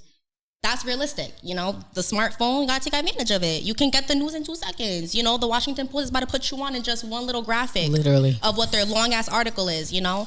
But my point is like, it's so easy to get distracted on our phones. You know, it's like, someone could be reading my article and then boom, they see a notification. Yeah. Or they're like, oh, let me go look at my timeline. And then there went my article. Then I went back to it. Like, wait, I have to ask, favorite PVD profile, that favorite person you got to interview? Girl. I know, I'm not trying to put you on the spot, but at the same time I am. Right. I'm like, I was already feeling hot in the face. I'm like, damn, I'm a little hotter now. Favorite PVD profile. I'm about to like scroll through this laptop. So I mean, it may be tough, and if you have a top 2, that's okay. We'll do top 2. I think that's fair. We'll do top 2. Hi, nice to meet you. Nice to meet you. Come. He's hijacking. Yeah, you already know what it is. This is your boy Bands crashing the episode. Christina is no longer allowed to continue with the episode. Oh my gosh, I can't. I'm tired. How's everybody doing? Nice to meet you. Nice to meet you. Hey, Regina, what's up? I'm like so excited. He's hijacking the pod, and I'm all here in his spot. Top 2. All right, I'm gonna let y'all do your thing. All right, I think he done put the headphones on and everything. He got a control. What am I gonna? I love it though. He's giving me time. He's giving me time to. I know, to like think about it. Bro, okay, so I'm just gonna no shameless plug-in. I'm gonna give you guys a walkthrough of my 10 stars of my PVT profile. So we had Israel Wusu as my first one. We had Sabrina as my second one. We had girl, yeah, you have it right in front of you. I think I want to make sure I'm going in order. Maybe I don't know. It don't even got to be in order. We had Drew. We had Asia from Asia Print. We had Letitia TT Lopes. Yep, we had Letitia T. Hi, she TT. is. She's fire. She's fire as hell. She also went to community prep. Fire as hell. Is that how you met her? That's how I met her. And the thing with community prep is that it's like dead ass is a community. TT is 3 years older than me, and even though she's 3 years older than me, like I was in 3rd grade, she's in 6th grade, and we were still like besties. You know what I'm saying? Right. So I think we're at 5. We had Levy. We had Nina. We had Alex. Okay. All right. I figured it out. Okay. Bump the last 2. Everybody else was in this profile. I'm still to this day mad grateful that they even took the time to meet with me and tell me their journey. But I want to say 2 that stand out for me are Sabrina and Alex Padilla. So Sabrina stands out for me. Needless to say, she's a powerhouse. But I'm a huge Hove fan, and I incorporated Hove into that interview. Like that was dead. One of my first questions to her is like, yo, we all know you love Hove. Tell us about it. How did that start? And she said she had heard a song of his while she was at this camp for Indian kids at Brown when she was little. And then that song stuck with her, and she knew he was the shit. So I love that I was able to really get like that music aspect of it, which, you know, we're going to talk about the next project and how I fuck with music, my heavy. So I love that. We got that personal. And again, she does so much for the community. I just felt like I was so excited when she said yes to an interview. And she's also a woman. Exactly. I think that's the connection. She is a woman, period. A woman in all sense of the word. Alex Padilla stands out. He became part of the series because I was working part-time at La Casita restaurant. Are you guys hip to La Casita? Yeah, shout out to Brandon Fatty Mayonnaise. He worked there. That's my guy. Yes, one of the best coworkers I ever had. So I was working at La Casita, and Gabby's family actually owns that restaurant. Really? Gabby's family. Yes. Yeah. Wow. Yeah. Shout out to Pablo Gonzalez. So when I was, you already named 2 previous episodes, Drew and Gabby, who we've had on the show, and Sabrina. Oh yeah, and Sabrina, duh, how could I forget? And if you haven't heard those episodes, y'all pause this episode because Oh my goodness. And then come back. Right, and then come back. But I was at work or whatever, and I was cashing someone out. Like I said, I'm a yapper. I was talking to this woman, and she asked me what I did, and I'm telling her I'm into the journalism thing. I hadn't graduated yet, blah, blah, blah. No, actually, I had graduated. I was trying to figure out my life in the midst of this pandemic. And she's like, oh, my son, actually, he's a photographer. He lives in LA now. He just did a shoot with J Balvin, actually. I said, hold up. I was like, he did a shoot with J. I'm like, and how did that happen? And she's like, oh, like she gave me, read the profile to get Alex's story. I won't go into Snoop it. And Justin, is that Justin Bieber? Yeah, he has Snoop, Justin Bieber, Post Malone, Lil Durk. Wow. Yeah, these big names, right? And he's from obviously from Rhode Island. If he was in the series, he went to LaSalle. Alex used to be a soccer player. Like his dream in high school was to go pro. He's I believe half Ecuadorian. And that was his dream. And then he had an unfortunate accident after his senior year. And so that detoured him. You know what I'm saying? Like I said, life never goes as planned. And it really was as simple as him fucking around with his like phone camera. He was taking pictures of sunsets, taking pictures of his friends. And then, you know, he discovered a passion for it and, you know, taking those risks to follow his dreams. And he was also very transparent with me in his interview about mental health and how he deals with depression and anxiety. And, you know, and again, we talked about it earlier. People can be like mad successful. We're just like, yo, must be nice. They're out here doing X, Y, Z. But that doesn't mean they're 100% happy. That don't cure their depression or anxiety. They're still going through it. And he was very transparent about that. And, you already know once we get into the topic, we'll go more into it. But I believe that there's so much value in just even as a person of color and in general, establishing mental health in the conversation. Unfortunately, we're getting better. There's more conversations happening about it, but it's still kind of a taboo. You know what I'm saying? So those who stand out to me, everybody else that's part of the profile, you're still the shit. I love all of y'all, but those who stand out to me for sure, Alex and Sabrina. But you said that things don't go as planned, but they do. It's just not our plan. Word. It's the greater plan, because for him to fall into, you know, thinking he's going to be a soccer player and then falling into this, which has been very fruitful, is not a coincidence. Yeah, it's like according to like our like you know, what we think the plan is. You know what I'm saying? It's like it's not our plan. Exactly. Whether you believe in God or not, like whether it be God, I always say God or the universe, because I never know who you know, in terms of faith, who I'm talking to. But there is, you know, it really all comes together, whether you want to believe it's a higher power or not. You're going to tell me that you're not seeing some sort of like, you know, like things coming together in your journey, all the bullshit aside, all the hardships aside, you're telling me you don't see like the some bigger greater picture. Right. So yeah. I feel you. So speaking of plan, talk to us about this new project coming out soon, On the Aux, which is very similar to our segment on the show, Pass Me the Aux. Yeah, no, and once I seen that segment. Well, it's not similar. The title is similar. Right, Aux. No, I was just like, the Aux. No, when I seen that segment, like, let me know why I thought that was kind of one of the hardest questions. I was just like, I'm like, damn, one song? Like, I'm gonna cheat. I'm gonna be like, yo, let me put them onto 2 songs. But anyways, On the Aux, again. You wouldn't be the first one to do that, by the way. Oh, never. On the Aux, you know, similar to my story about PBT profiles, about, you know, it's kind of like, you know, this idea that I had for a while, not that idea specifically, but kind of like that theme in a way. And then again, just one night, like boom, boom, boom, boom, boom, and it all just rapidly comes together, and I ran with it. So the story behind that is, which I said in my announcement post for it, I wanted to really include like how it came about, you know, like, and not just be like, oh, I'm dropping this show and that's it. Like, no, here's how it all came together. Like an intro. Right. So On the Aux all came about because, you know, with community journalism, which we've established is, you know, very much a passion of mine. Whether one day, let's say I go and I'm really in a career of the music industry, like I still want to make sure I'm taking the time, you know, to engage in my community and share those stories somehow. But that can get really heavy. Because, you know, there's a lot of oppression going on in all different kinds of communities of color. So I really wanted to reflect on like my other passions and how I can really incorporate that into the journalism. My parents love them so much. You know, we were talking about magazines earlier. I was just telling my dad this week, and I was having coffee with him before church, and I was like, yo, I wish back then I would have realized the value of those Vibe magazines. Oof. I wish we didn't dispose of them. You know what I'm saying? I'm like, because think about it. I'm like, yeah, there, you know, there are some throwaway covers. Like, it's just like, But there's some covers that it's like, yo, really? Now I got to Google that shit. Now I got to be like Vibe 2003 Hove cover. Like, you know what I'm saying? Like, things like that. So it's like. I think I got that one.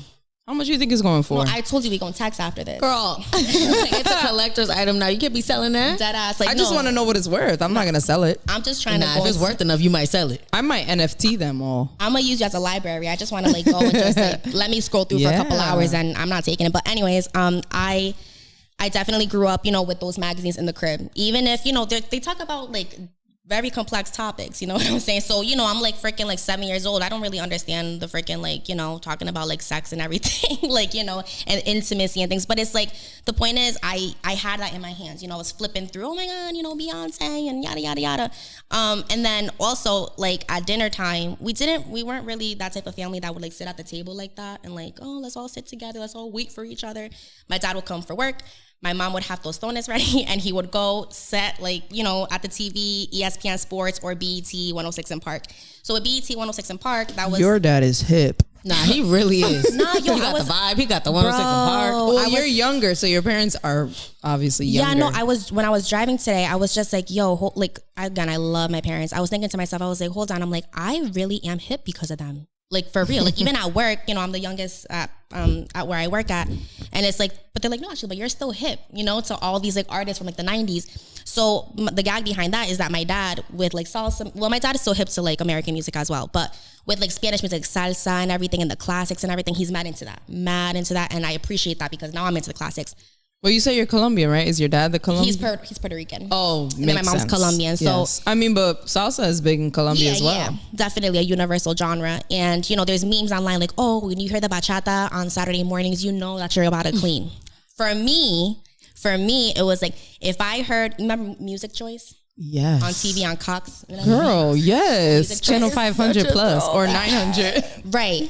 Nah, Music Choice was lit. And they had an old school rap channel. So my mom, like, she would just like put that channel on, volume all the way high for old school rap. So when I hear, woo, woo, that's the sound of the police, I knew we was about to clean that morning. You know, when I was saying like, you down with OPP? Yeah, you know me. Yes. So that, you know what I'm saying? Like my mom, and I told her to like Colombian music, vallenatos and stuff. I'm like, damn, mom, like you didn't put me on to those. And she's like, but Ashlee, your dad put you on to It's also good stuff too. Right. And she's just like, Ashlee, like, you know, you at least now you know rap. At least, and it's true. You know what I'm saying? So thankfully I'm hip because of them. I really give them mad credit. Sean John sweater, you obviously know the culture. Very hip. Right. But so, you know, with watching BET 106 in Park, Sway interviews and everything. So my parents, well, my mom is into boxing as well. My dad is super into boxing, again, Puerto Rican. When he would go to fights and everything in Vegas, especially at Foxwoods as well, like back in the day, there used to be people that would slide through.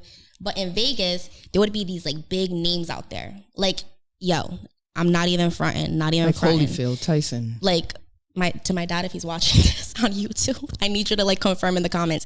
My dad told me how he was in like the crowd once at a fight. I don't know what fight it was, years ago. Freaking Jay-Z was in the same row as him. And I think like my dad had taken a picture or something, or like it came out on TV and they were in like, you know, you could see my dad like in passing and the thing. And like a high school friend of theirs was like, yo, like did you know Jay-Z was like right next to you? So again, this is like when Hove was just starting, like the 90s. My dad's like, who? And you know, the friend was like, you know, it's a hard knock life. And he's like, and then I went to go see Boo Boo Andre to fight this past week. I shout out to Boo Boo. And he won. Congratulations, right. Boo Boo. Undefeated. We got to give him his flowers. I really hope that people are listening to him. And, you know, boxing is... I have to cut you off to say this, and I'm so sorry. No, but go ahead. I went to LA with Ruben 2019, the most unforgettable trip of my life. We went to the African American Museum and we found a wall of Olympians, and Boo Boo Andre was on that wall. Where's the button?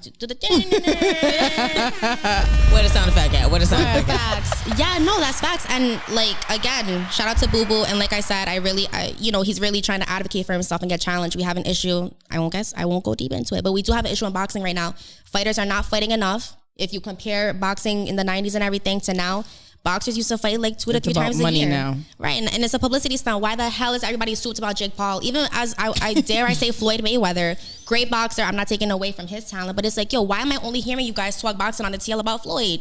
There's these other great boxers. Anyways, point is, another crazy moment. And my dad is, because the thing about my dad is that like sometimes he just like be in his own world.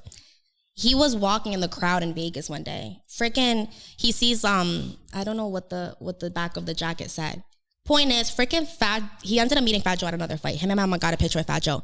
Fat Joe and Big Pun walking like, you know, with their peoples, and my dad just like it went right by him. It was too late by then. Anyways, point is, this is too much. Right, it's a lot. So your dad is a celebrity. Just say that. Nah, we need his. He's signature. been in the presence of greatness. No, I'm gonna have to like show you guys his Instagram, because he be posting, like, aside from the boxers that he meets, which are iconic, you know, different celebrities told me he has a picture with like the game. Problematic, but he got a picture with Suge Knight. But the point is, what's it called? I, you know, having Vibe magazine, you know, having my parents, like I remember, which again, the value of having something tangible in your hands. There's a lot of convenience with Apple Music and Spotify and being able to just access an album and boom. But I miss having a CD. You know what I'm saying? Like you can still get a CD, but where you like we can't even put that shit in our computer no more. It's unfortunate. But like aside from that, I can. I have a piece. Unless you're Christina. Watch your mouth. Unless you're Christina. But it's like I remember, like, you know, when my parents, we'd drive to Best Buy to go get the CD of the week, like Street Dreams. I remember when my dad got that for my mom.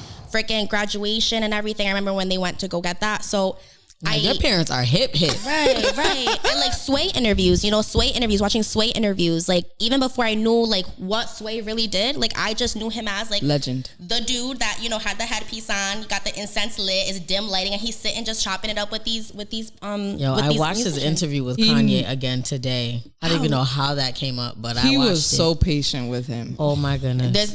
Journalists, you got to be patient. You don't even know what the story. And even you, like you're a journalist as well with this platform. It's like you don't know what you're about to get into. You know what I'm saying? Like it's like you have an idea of what they do, but you don't know if they're gonna come say some out of pocket shit on your platform, or say nothing. Right, or say nothing, which is probably worse. Completely. Right. So, you know, one of my pastimes, like if I'm up, like I have a trash sleep schedule, but if I'm up and it's 1 a.m., it's like I'm going on YouTube, like you know, again bringing up Hov. Clearly, he's in my top, but like Hov, you know, 90s interview, or like, you know what I'm saying, like when Hov and Nas settled their beef, their first interview post beef.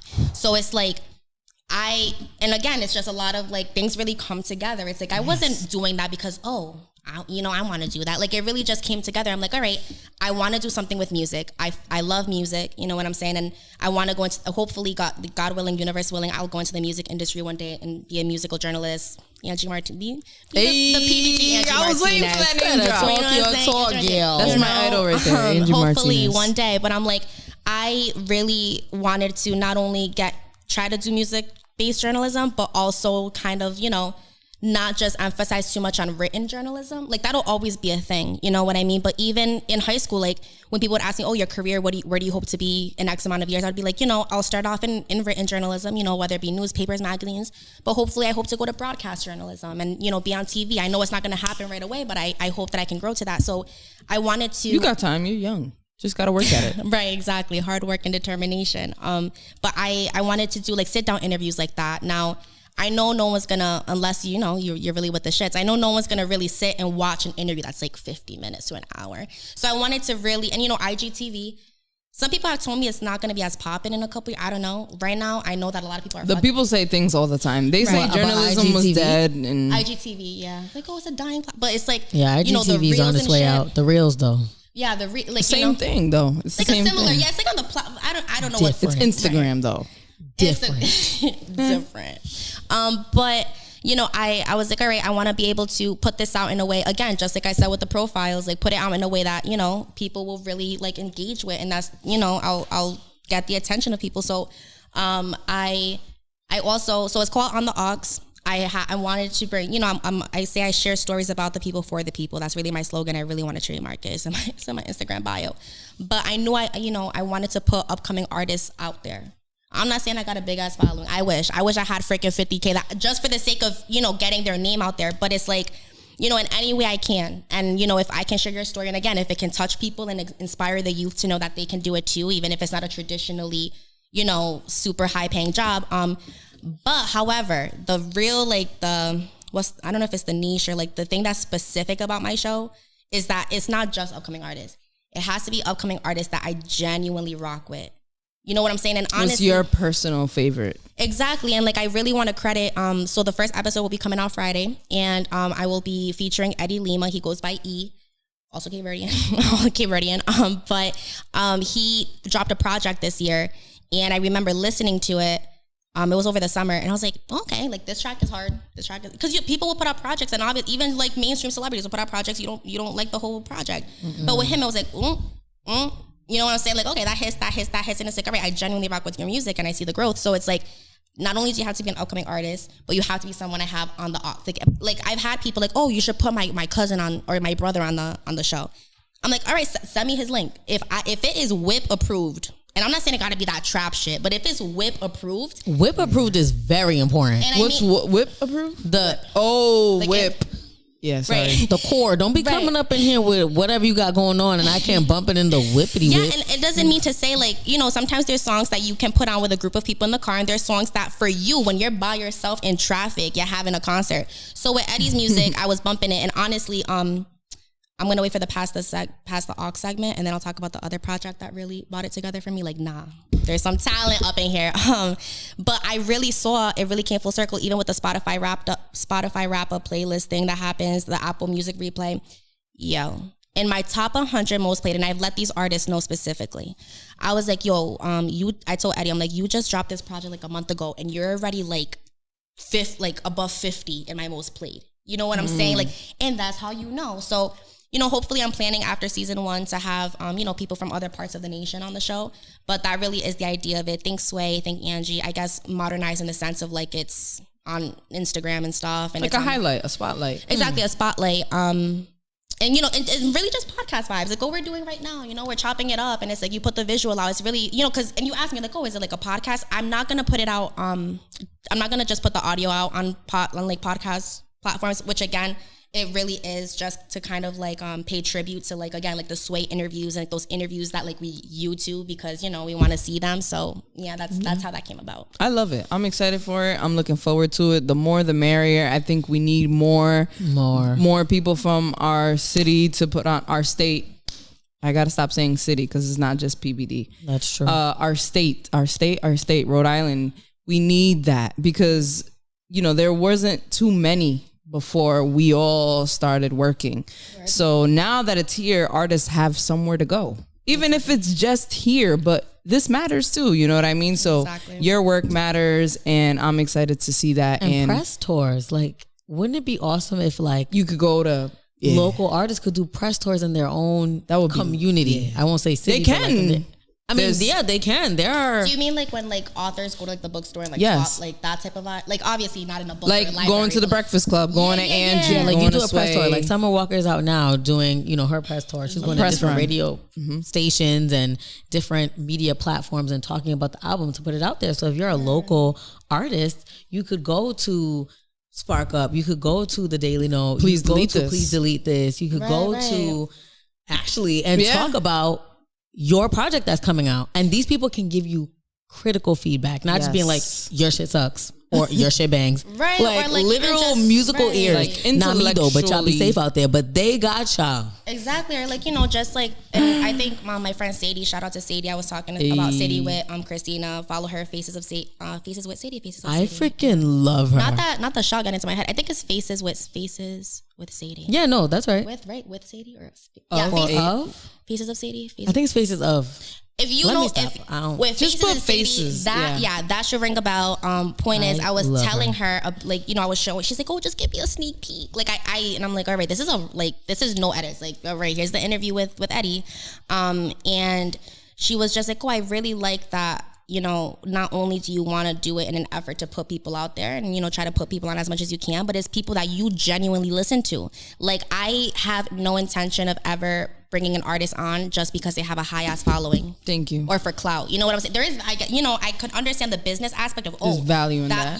There's value in that, and no hate to people that do that and, believe in that tactic. But nah, like, I'm not about to like put you, like, that's the whole thing too. And even with the people that I put in my PBD profile series, it's like people that I see are doing the work. You know what I'm saying? And not just doing the work, but, there's something else in that. Like, they're about their community, or they still engage with their people. They didn't let the clout get to their head. You know what I'm saying? Like, they still come back to Rhode Island and, like, do shit. Shout out to Flawless. Yeah, right. I have an interview with him, too, in there, I think.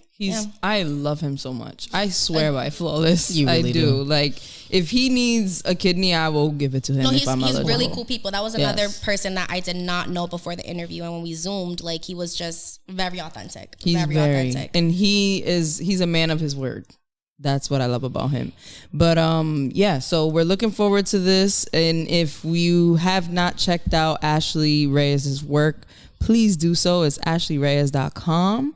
She has her own website. Not a lot of people could say that, so that's a big deal. Even if you're only getting 10, 100 views, whatever, it's out there. Your work is out there. You're out there. So give the people your socials so they know how to follow you, where to find you, and all that good stuff.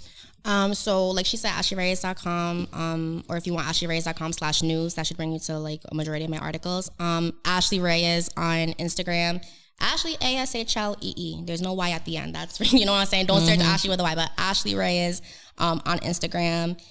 News specifically, which I have to do better at on my professional Twitter, AP Reyes News. It's okay. Right. But you know, if you're on Twitter, my personal Twitter, which again, I kind of like do this because I'm like, I talk. Is it wild? Is the Twitter wild? It's not wild. No, it's not wild. And I was telling you guys before we came out, like my dad follows me. But your dad is also hip. We don't know what that means. He's out there retweeting your wild tweets. Right. But it's like, I always have tried, like, which, you know, I've tried. Like, did you end up finding my Twitter? I did not. You didn't? Mm-mm. Oh, miss, I did. I was waiting for her to be like, I found your Twitter. I don't be on Twitter like that. That's the thing. She would have found it though. I tried. Yeah. Because it's like, when I made it, I remember I've had this Twitter account since like 2015. I had Twitter before, like in 2009 until 2013. Then it was getting sickening. I deleted it. When I went back on, I just made it like to have something to log into, to just go on like celebrity shit. So it's Champagne Iha, which, do I need to explain that? Like, it's like, you know, Champagne Papi, Champagne Iha, love me some Drake. Wow. And then I have Denise Huxtable as my AVI. She's been my AVI since 2015. I love that character. It's like the picture of her where she's like looking for something. Anyways, that's AKA Lisa Bonet. Lisa Bonet. Yeah. And then like, you know, Champagne Iha, and then it's like A Reyes. So I guess like I exposed myself there, like A Reyes. But you know, I should have looked up your Twitter though, because you don't give us much on Instagram. There's like 20 pictures on there. Right. I got to do better at that. No. It's because I look for the details in the captions. You know what I'm saying? Like, people really be low-key revealing themselves through captions. That's so true. Yeah, no, I'm not one of those, I'm not too OD with it. Like, you know, we've talked about just how social media has evolved and everything. I'm not super OD with it where I'm just like, oh my God, like, I got to spend like an hour taking a picture to get it for the gram. You know, there's people like that. No, that's your thing. It's mad work, babes. Yeah. But I will say, like, today I was listening to a Hove song again. I was listening to a Hove song. I was driving, and there was a line that came up, and I'm like, "That's my Thanksgiving caption, y'all." Like, that's my Thanksgiving caption. But it's usually a song lyric, you know what I mean? And you know, it's kind of like a meme, like, "Oh, like Drake just dropped this album. He's about to give us captions for the whole year." Now, Drake, shout out to Drake. I'm sure probably on my feed there's a Drake caption, but it's like, nah, like I love, like, you know, if I put like, for example, this Hove song, it's not from like. It's from his the first Blueprint album. Yeah, the Blueprint. It's like, yo, if you know what I'm talking about and you say in the comments, like, you continue the lyric, it's like that's like, if you know, you know. Right, if you know, you know. That be getting me suits. You know what I'm saying? Like, oh, you're hip type thing. So yeah, follow me, all right, guys. So follow her, and she'll be sticking around to talk about the topic. And we're gonna take a quick break, and we'll be right back.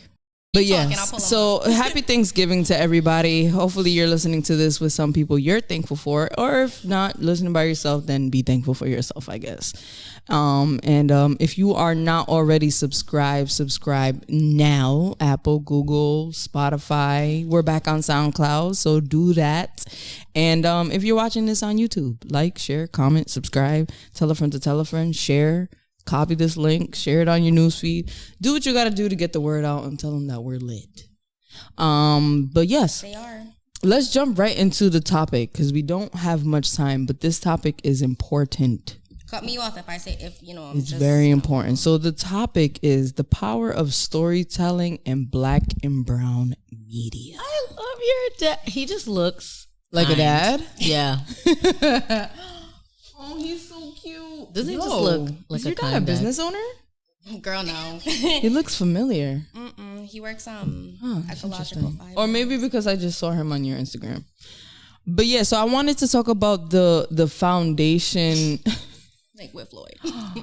Damn, that's an old picture. Yeah, Floyd looks mad young.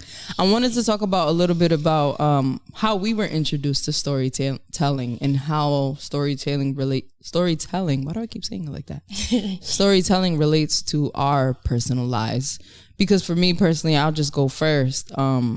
my mom used to read to me a lot as a kid, and she used to make up stories. And my grandfather, God rest his soul, he used to tell us stories all the time, even if they were made up. Such a Latino thing. Yeah, oral tradition is very important in communities of color because for a long time, our grandparents weren't educated, or, you know, our ancestors weren't educated. So oral tradition is what kept our stories alive, and is what, to me, feels so much more personal than a book. Right. Like, I could read books from, what's her name?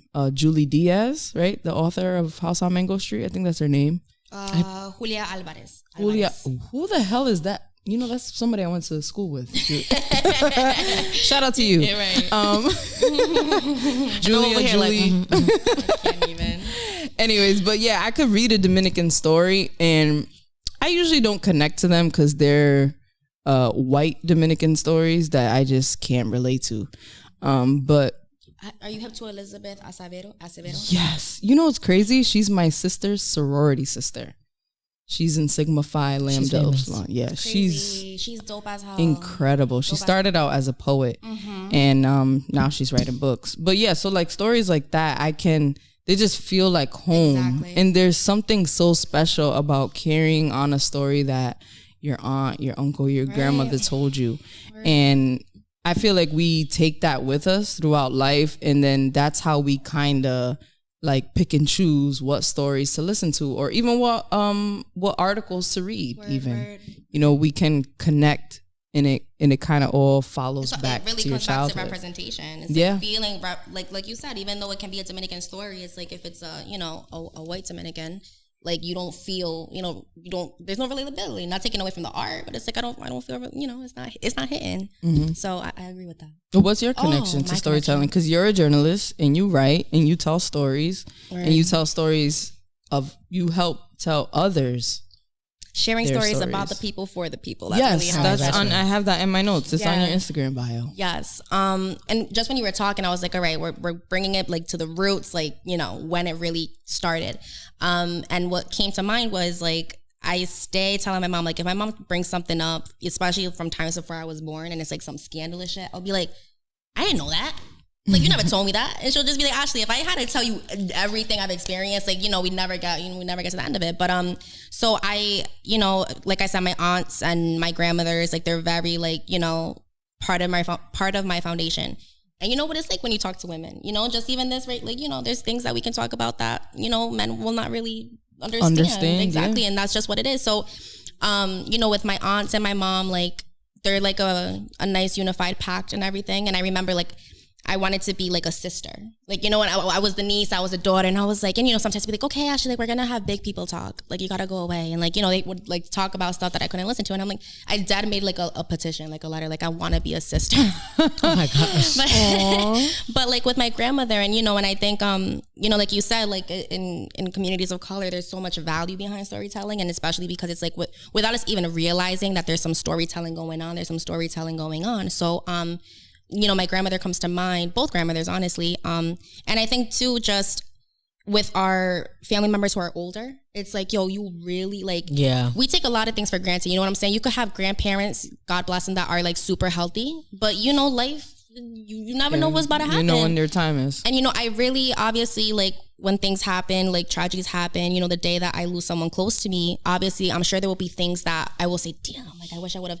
But I really don't want to be so deep in that, like, damn, I wish I would have like found out about XYZ. I wish I would have asked them, like, when they first fell in love, or like what their biggest regret, what they would have done differently. I feel like there's just, in terms of like death and stuff, and us being mortal and everything, it's like, oh, like, what was your biggest regret? Like, what do you wish you did? And it's like, no, like, what did you do that, like, what are you thinking about right now? Like, what's that memory that it's like, oh, I wish I could be this age again, things like that. So, that really comes to mind with me. My grandmother, I try to ask her, she can go on for days about things. And, sometimes I'll go and I'll sit with her and, I'll just ask her like a random question, like, oh, like that. And, like she'll go right into it. So I think that really stands out to me, like, really wanting to be in the loop about things, and just really wanting to like make sure that, I really try to get to the roots of my people. That's so true. That's so interesting, because I was thinking of I've been thinking about my grandmother a lot because I lost my grandfather in 2016, but I've had him my whole life, so it just feels weird to like live without someone you lived with your whole life. I can imagine. And my grandmother and my grandfather were together like 60 plus years, her whole life basically.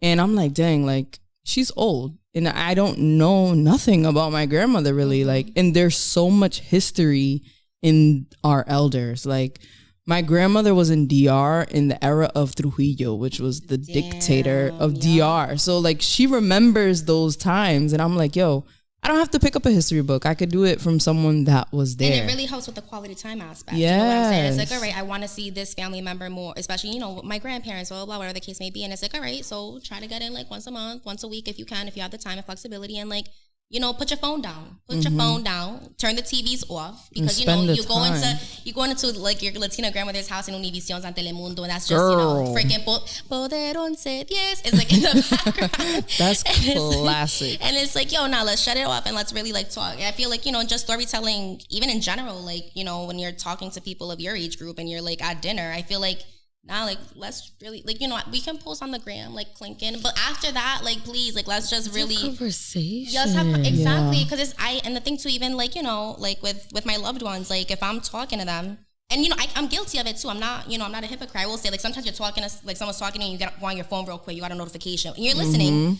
But I try not to do that because I cannot stand when people do that to me, especially if I'm talking about something important to me. It's like, like, my mom, like, sometimes she'll be on her phone, like, in general, whatever. And I'll be like, all right, I'll wait, like, or like, what did I just say then? And she'll repeat it back to me. And I'd be mind blown, like, oh, okay. But still, like, it's really. It's not the same. It takes away from that sense of, like, intimacy and, like, feeling like you're really being heard, So. That's so funny that you say that because Regina and I are friends in real life, obviously. But we talked about this a lot. Like, when we go out, let's not record. Let's not. And then sometimes we'll come back like, damn, I wish we took a picture or I wish video. We be so in the moment. In the first 5 minutes and stuff. You know what I'm saying? Do it up. Click, click, click, click. And then be done with it. And just enjoy it. But we also have very intimate conversations. Like we could talk in a car for hours about things where we also have like crazy separation anxiety. Yeah, we will like talk about things for hours and be like, all right, you hang up. Okay, you hang up. We don't even have to say that. It's like, okay, bye. But yeah, so yesterday. Right. And then continuing the conversation. You're making me think of my best friend, Gabby. Yay, shout out to Gabby. And like we said, she got an episode on here. You got to go listen to that. Yes. But with Gabby, it's funny because we've been friends since the 4th grade. Wow. And again, community prep. Shout out community prep. And I should have been at that school.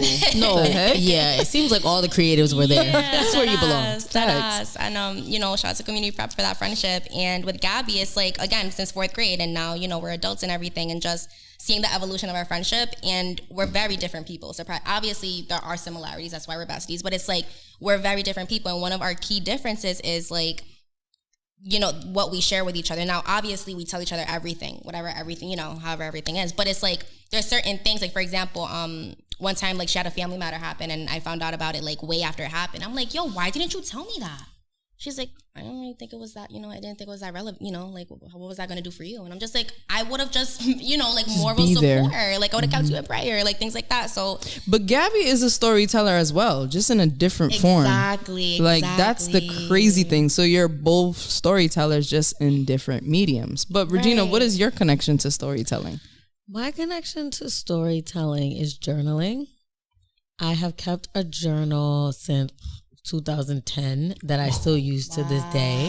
When I first started college, I want to read that. Or when I was exiting high school, first starting college, and it blows my mind. It's like the oldest piece of work. I call it my piece of work, but it's my oldest piece of work that I have, and I journal all the time. So I have like hundreds of pages of this journal. Incredible. Wait, so how big is this book?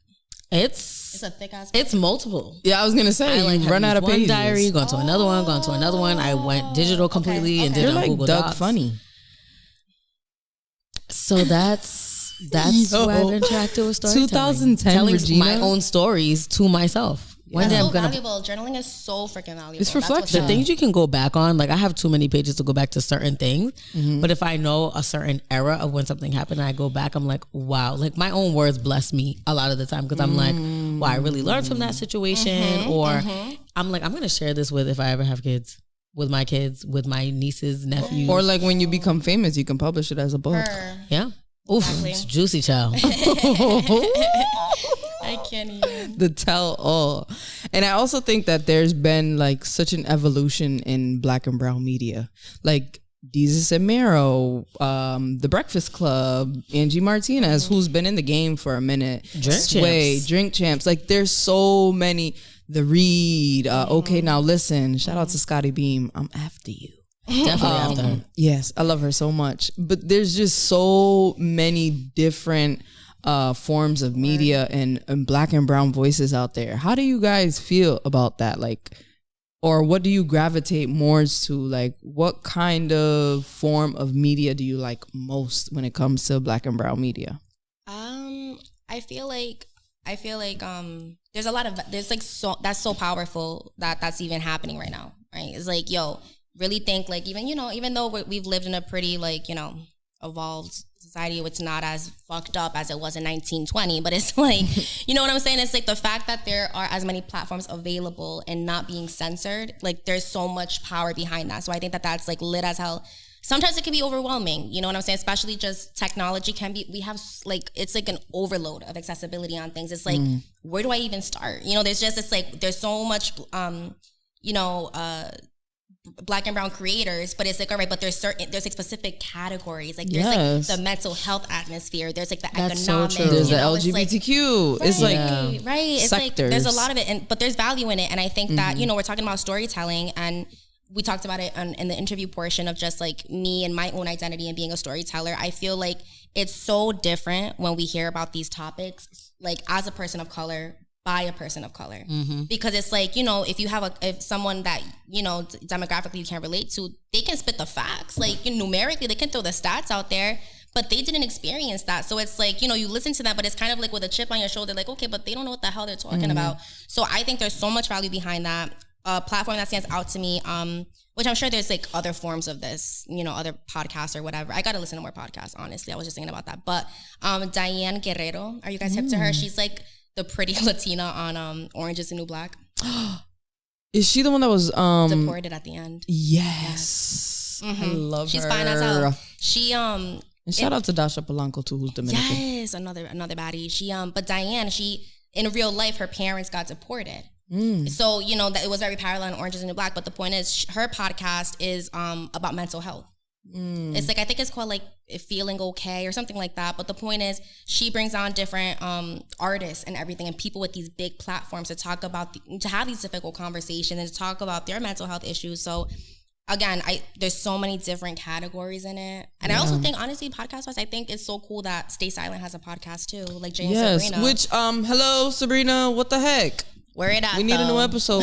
Literally. Yeah, no, and like I said, it's like, imagine like being, in your whip and you're going down like 95 South and you're hearing like Jay and Sabrina talk about. Amazing. You know what I'm saying? It's like, it's people from your own community. So there's it's so comfy. mad value. Oh, so comfy. And even just with the evolution of journalism, not to bring it into journalism, but it has to do with journalism. It's like, again, it really is like, we have privilege in that and being able to have Black and brown storytellers now, even though there were Black and brown people who wanted to be those storytellers, but they either weren't given the opportunity or they were prohibited from having that platform or being silenced. We come from a lineage and an ancestry of people that went through all sorts of issues, but they couldn't even talk, like even professionally aside, like they couldn't even talk about it. It's also the language barrier too, because I think when you just said that, I think of journalist Jorge Ramos. Love him. I used to have a quote of his on my landing page. He's legendary. His daughters are also journalists as well. There's one I think who's like LGBT in the yes, LGBT community. She's a lesbian. Yeah, and wow.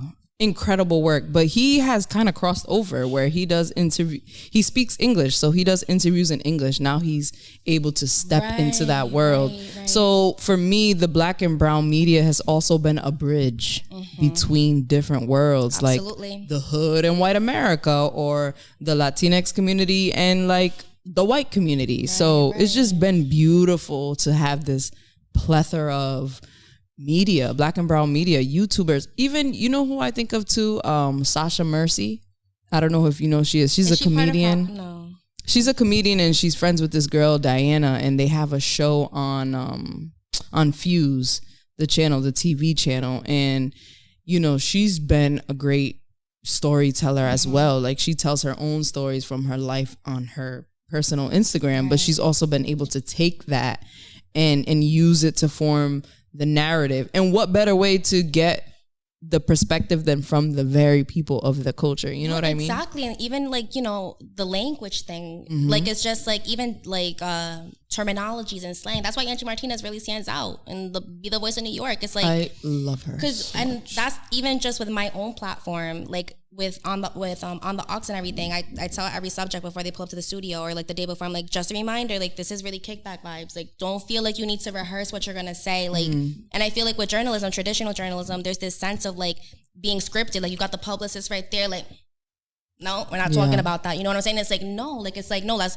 actually talk about it. And I think, you know, being the storyteller, the reporter, like, you know, imagine like being able to feel comfortable because someone's talking to you the way you usually talk. You know what I mean? Instead of like using it's really about knowing your audience. And that is what I'm noticing. Like Jesus and Meryl, like 2 guys from New York City, Dominican and Jamaican, first generation guys who get to sit down with like a Kevin Hart or an Ava DuVernay and these well-established figures in Hollywood and be like, yo, what's good? Like, it's like they're talking our language, but still talking about things that matter, still having intellectual conversation, still having important conversations, you know, it's like they're doing everything simultaneously. I can never say that word. Thank you so much. Are you an English major? That's crazy. I am Tique, but it's fine. But yeah, it's just been beautiful to watch. You know what, Drink Champs, I feel like they be getting bent and faded on their show, but they still will bring up some important topics. They're getting their guests bent and faded on their show and talking out of Kanye West fake smoking a blunt, like definitely fake smoking because only Puff the ones that he was out of there. he was like it was all for the images. It was all for the images. But what about you, Regina? You quiet over there. What's going on over there? What you looking up on the YouTube or whatever? I really like Black creators that talk about the Black experience. And I say that because that's like across the board. That's on YouTube. That's on TikTok. Embracing Black culture on Instagram gives me a laugh every single day. You know, Embracing Black culture. You follow them too. I love that page. I love that page. I love when people can share an experience and then a community is like, yo, me too. We like live the same lives. No, like when old girl was talking about 2000s fashion and she was talking about the skinny scarf. Chokehold. I just like cried. I'm like, this is a shared experience. The belt. And the 2000s is not even a shared experience just like amongst our community. That was all of us. Yeah. That was a whole generation. Hillary Duff and them. Lindsay Lohan and shit. Ooh. And so it's like, shout out to Britney Spears. I love when people can talk about shared experiences. So I love accounts that do that or Black creators that do that. And I say specifically Black creators because that's the shared experience that I share with them. Right. And so I'm like, wow, this is actually really funny. This is amazing that we can talk about it outside of like our childhood, outside of our homes as adults, that we all went through this thing and like we all understand.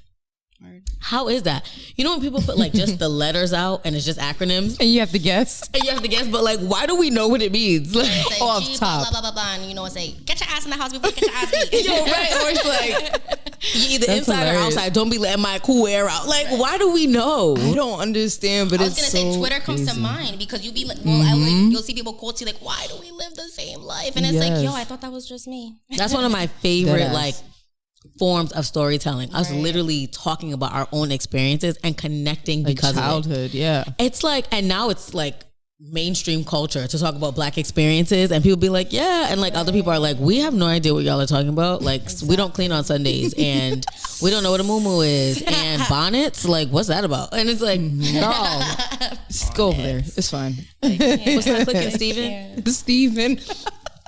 That's hilarious. But yeah, it's so interesting too that we're in this generation where like our generation is speaking up about things like that were spoken behind closed doors, like how our parents discipline us, like the real hard stories that a lot of us have that are untold, mental health, anxiety, depression, sexuality, even like so many of us are stepping into this world together. through the art of storytelling and comedy.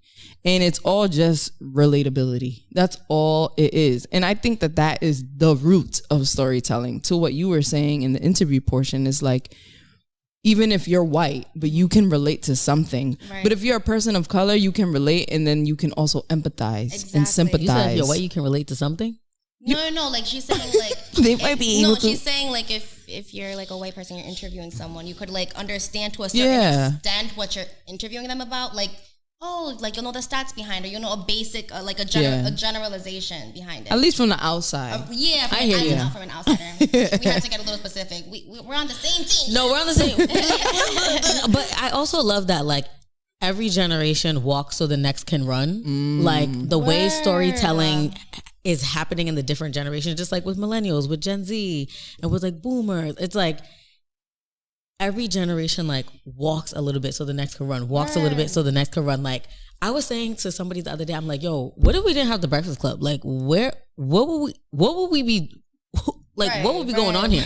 That's so true. And I'm like, before the Breakfast Club, like, you know, we were alive, you know, and the Breakfast Club wasn't around, but it's like, one day the Breakfast Club will cease to exist, and so will Drink Champs, and so will a lot of these things. Don't talk like that. I mean, you know what I'm saying? Because people got to retire and whatnot, and they go off to do other things. But I'm like, and then the next generation will come with their... The next Drink Champs will come. Yes, and I'm just like, wow.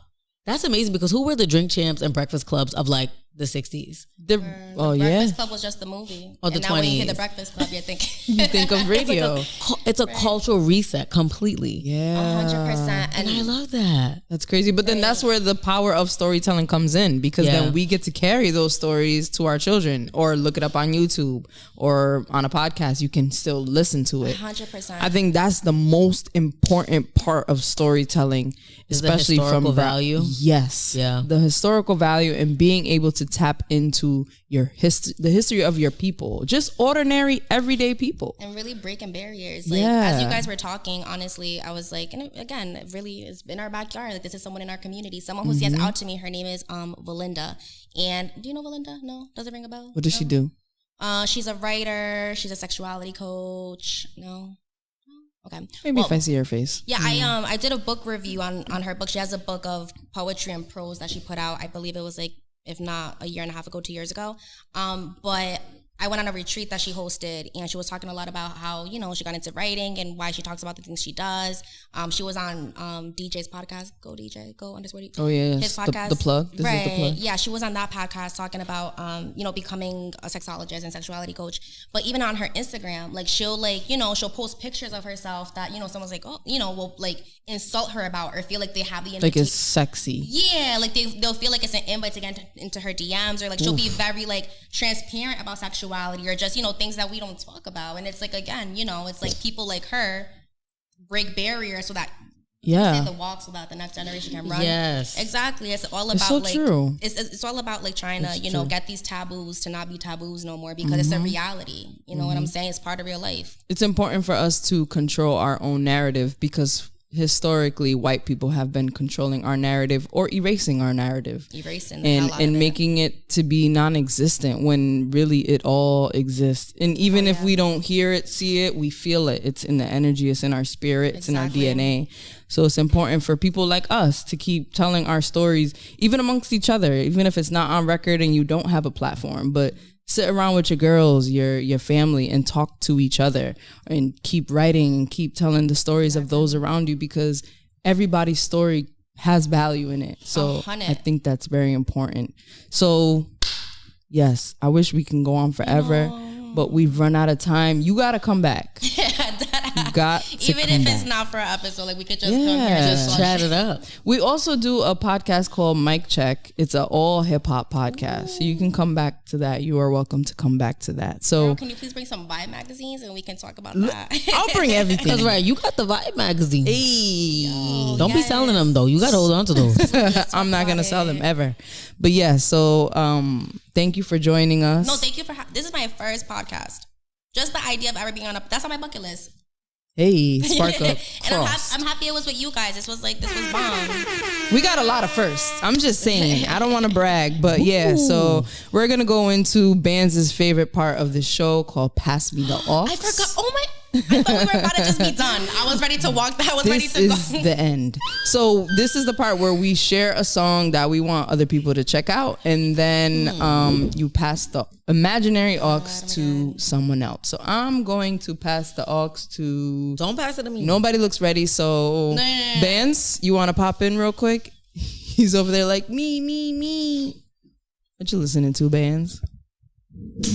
Oh, come on, not messing up the scene. Hi, look at him. He's been there. Nah. But since the aux is passed to me, I'm gonna go with French Montana and Fabulous. Didn't get far. If you listen to that song, is that new? It's on the new album. I personally think this new album, so go check it out. But yeah, it didn't get far. I'm putting it in right now. French Montana featuring Fab. I'm gonna pass the aux to Christina. All right. So to me, I don't know if I already said this. Did I already do what's his name? Key Glock. All right. So my aux, pass me the aux is what's it called? Key Glock, Channel 5. That's my motherfucking shit right now. And rest in peace, Young Dolph. I was gonna say that. He is signed to Young Dolph and I don't know what's going on with that. Crazy. But yeah, Key Glock sounds like Young Dolph. He has the spirit of Memphis. So if you like that trap shit, that outside shit, then go listen to Key Glock's new project, Yellow Tape 2 and Channel 5. That's my pick. And I'm going to pass it to Regina. Are you ready? Yes. I have a small story about why this is my pass the aux. Okay. So my pass the aux is not obviously, but it's Back That Ass Up. Ooh, classic. Because I was talking with a friend recently about.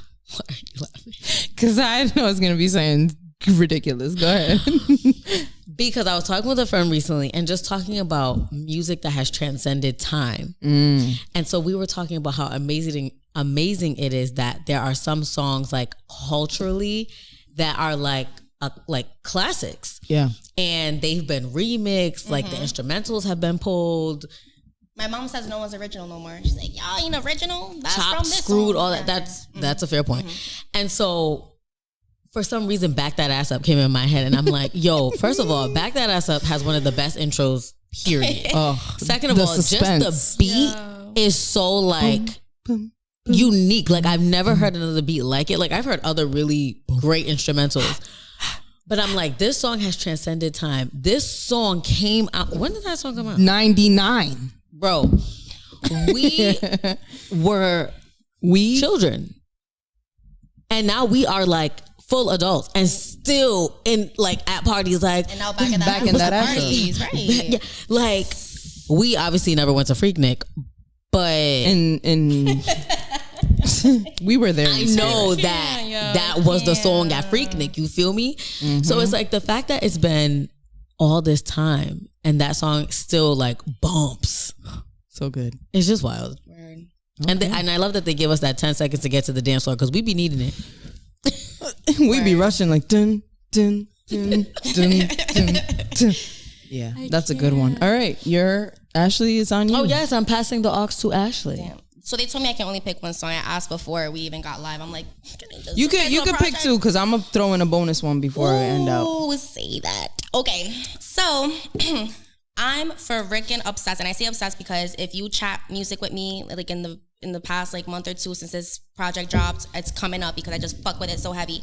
Two Sides of the Same Coin by Campbell's, Hill Holla, and Avenue Boulevard. Right, beep beep beep beep beep. Real, recognize real. You should know it, but not the freaking. I was like, what song? Because now I'm torn. I used to say Lon Malloy on that album was my favorite, but on the way here, I'm like, okay, no, I'm gonna pick Low Sweater. I'm gonna pick Low Sweater because there's this part. First of all, from the beginning of the song, it's like, Mama knows I'm a go-getter, visions of Raekwon in a Low Sweater. I'm like, word.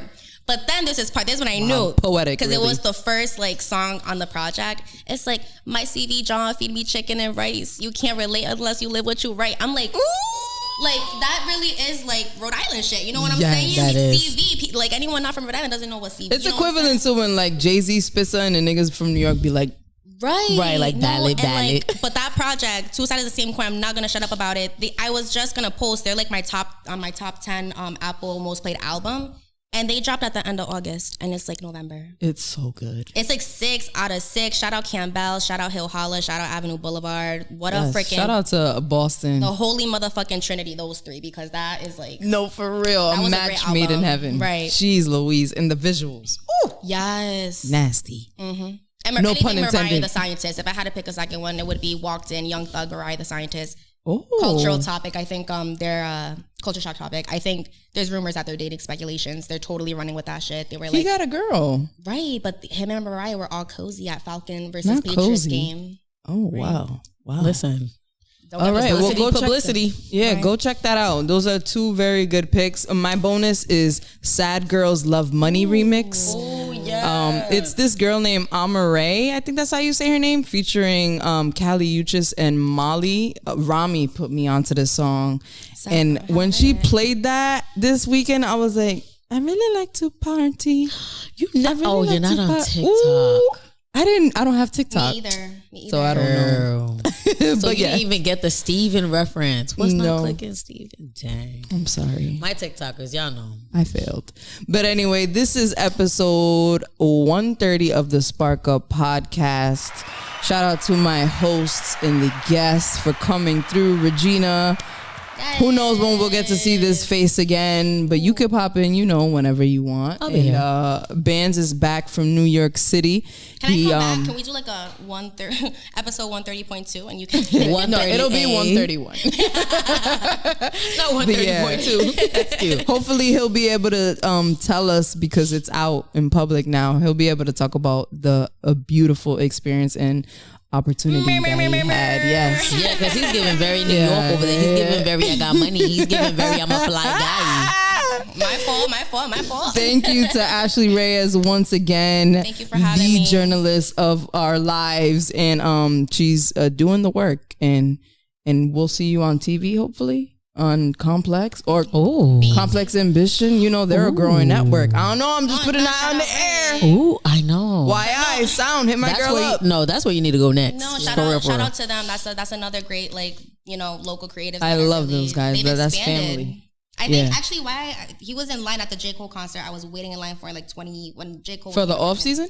No. This was the Forest Hills Drive tour. Oh, ooh, okay. But yeah, he's like they're like my graduating class. Like, I used to stay at Classical because Gabby. Yes, that's right. They're so young. Yeah. Mm-hmm. Okay. Yeah. Shout out to them. That's the family. But yes, it's me, your girl Christina Seb, alongside Ashlee Reyes and Regina. Happy early birthday. Happy Thanksgiving to everybody out there. Subscribe, like, share, comment, do all that. And you already know what it is. This Spark Up Podcast. We out.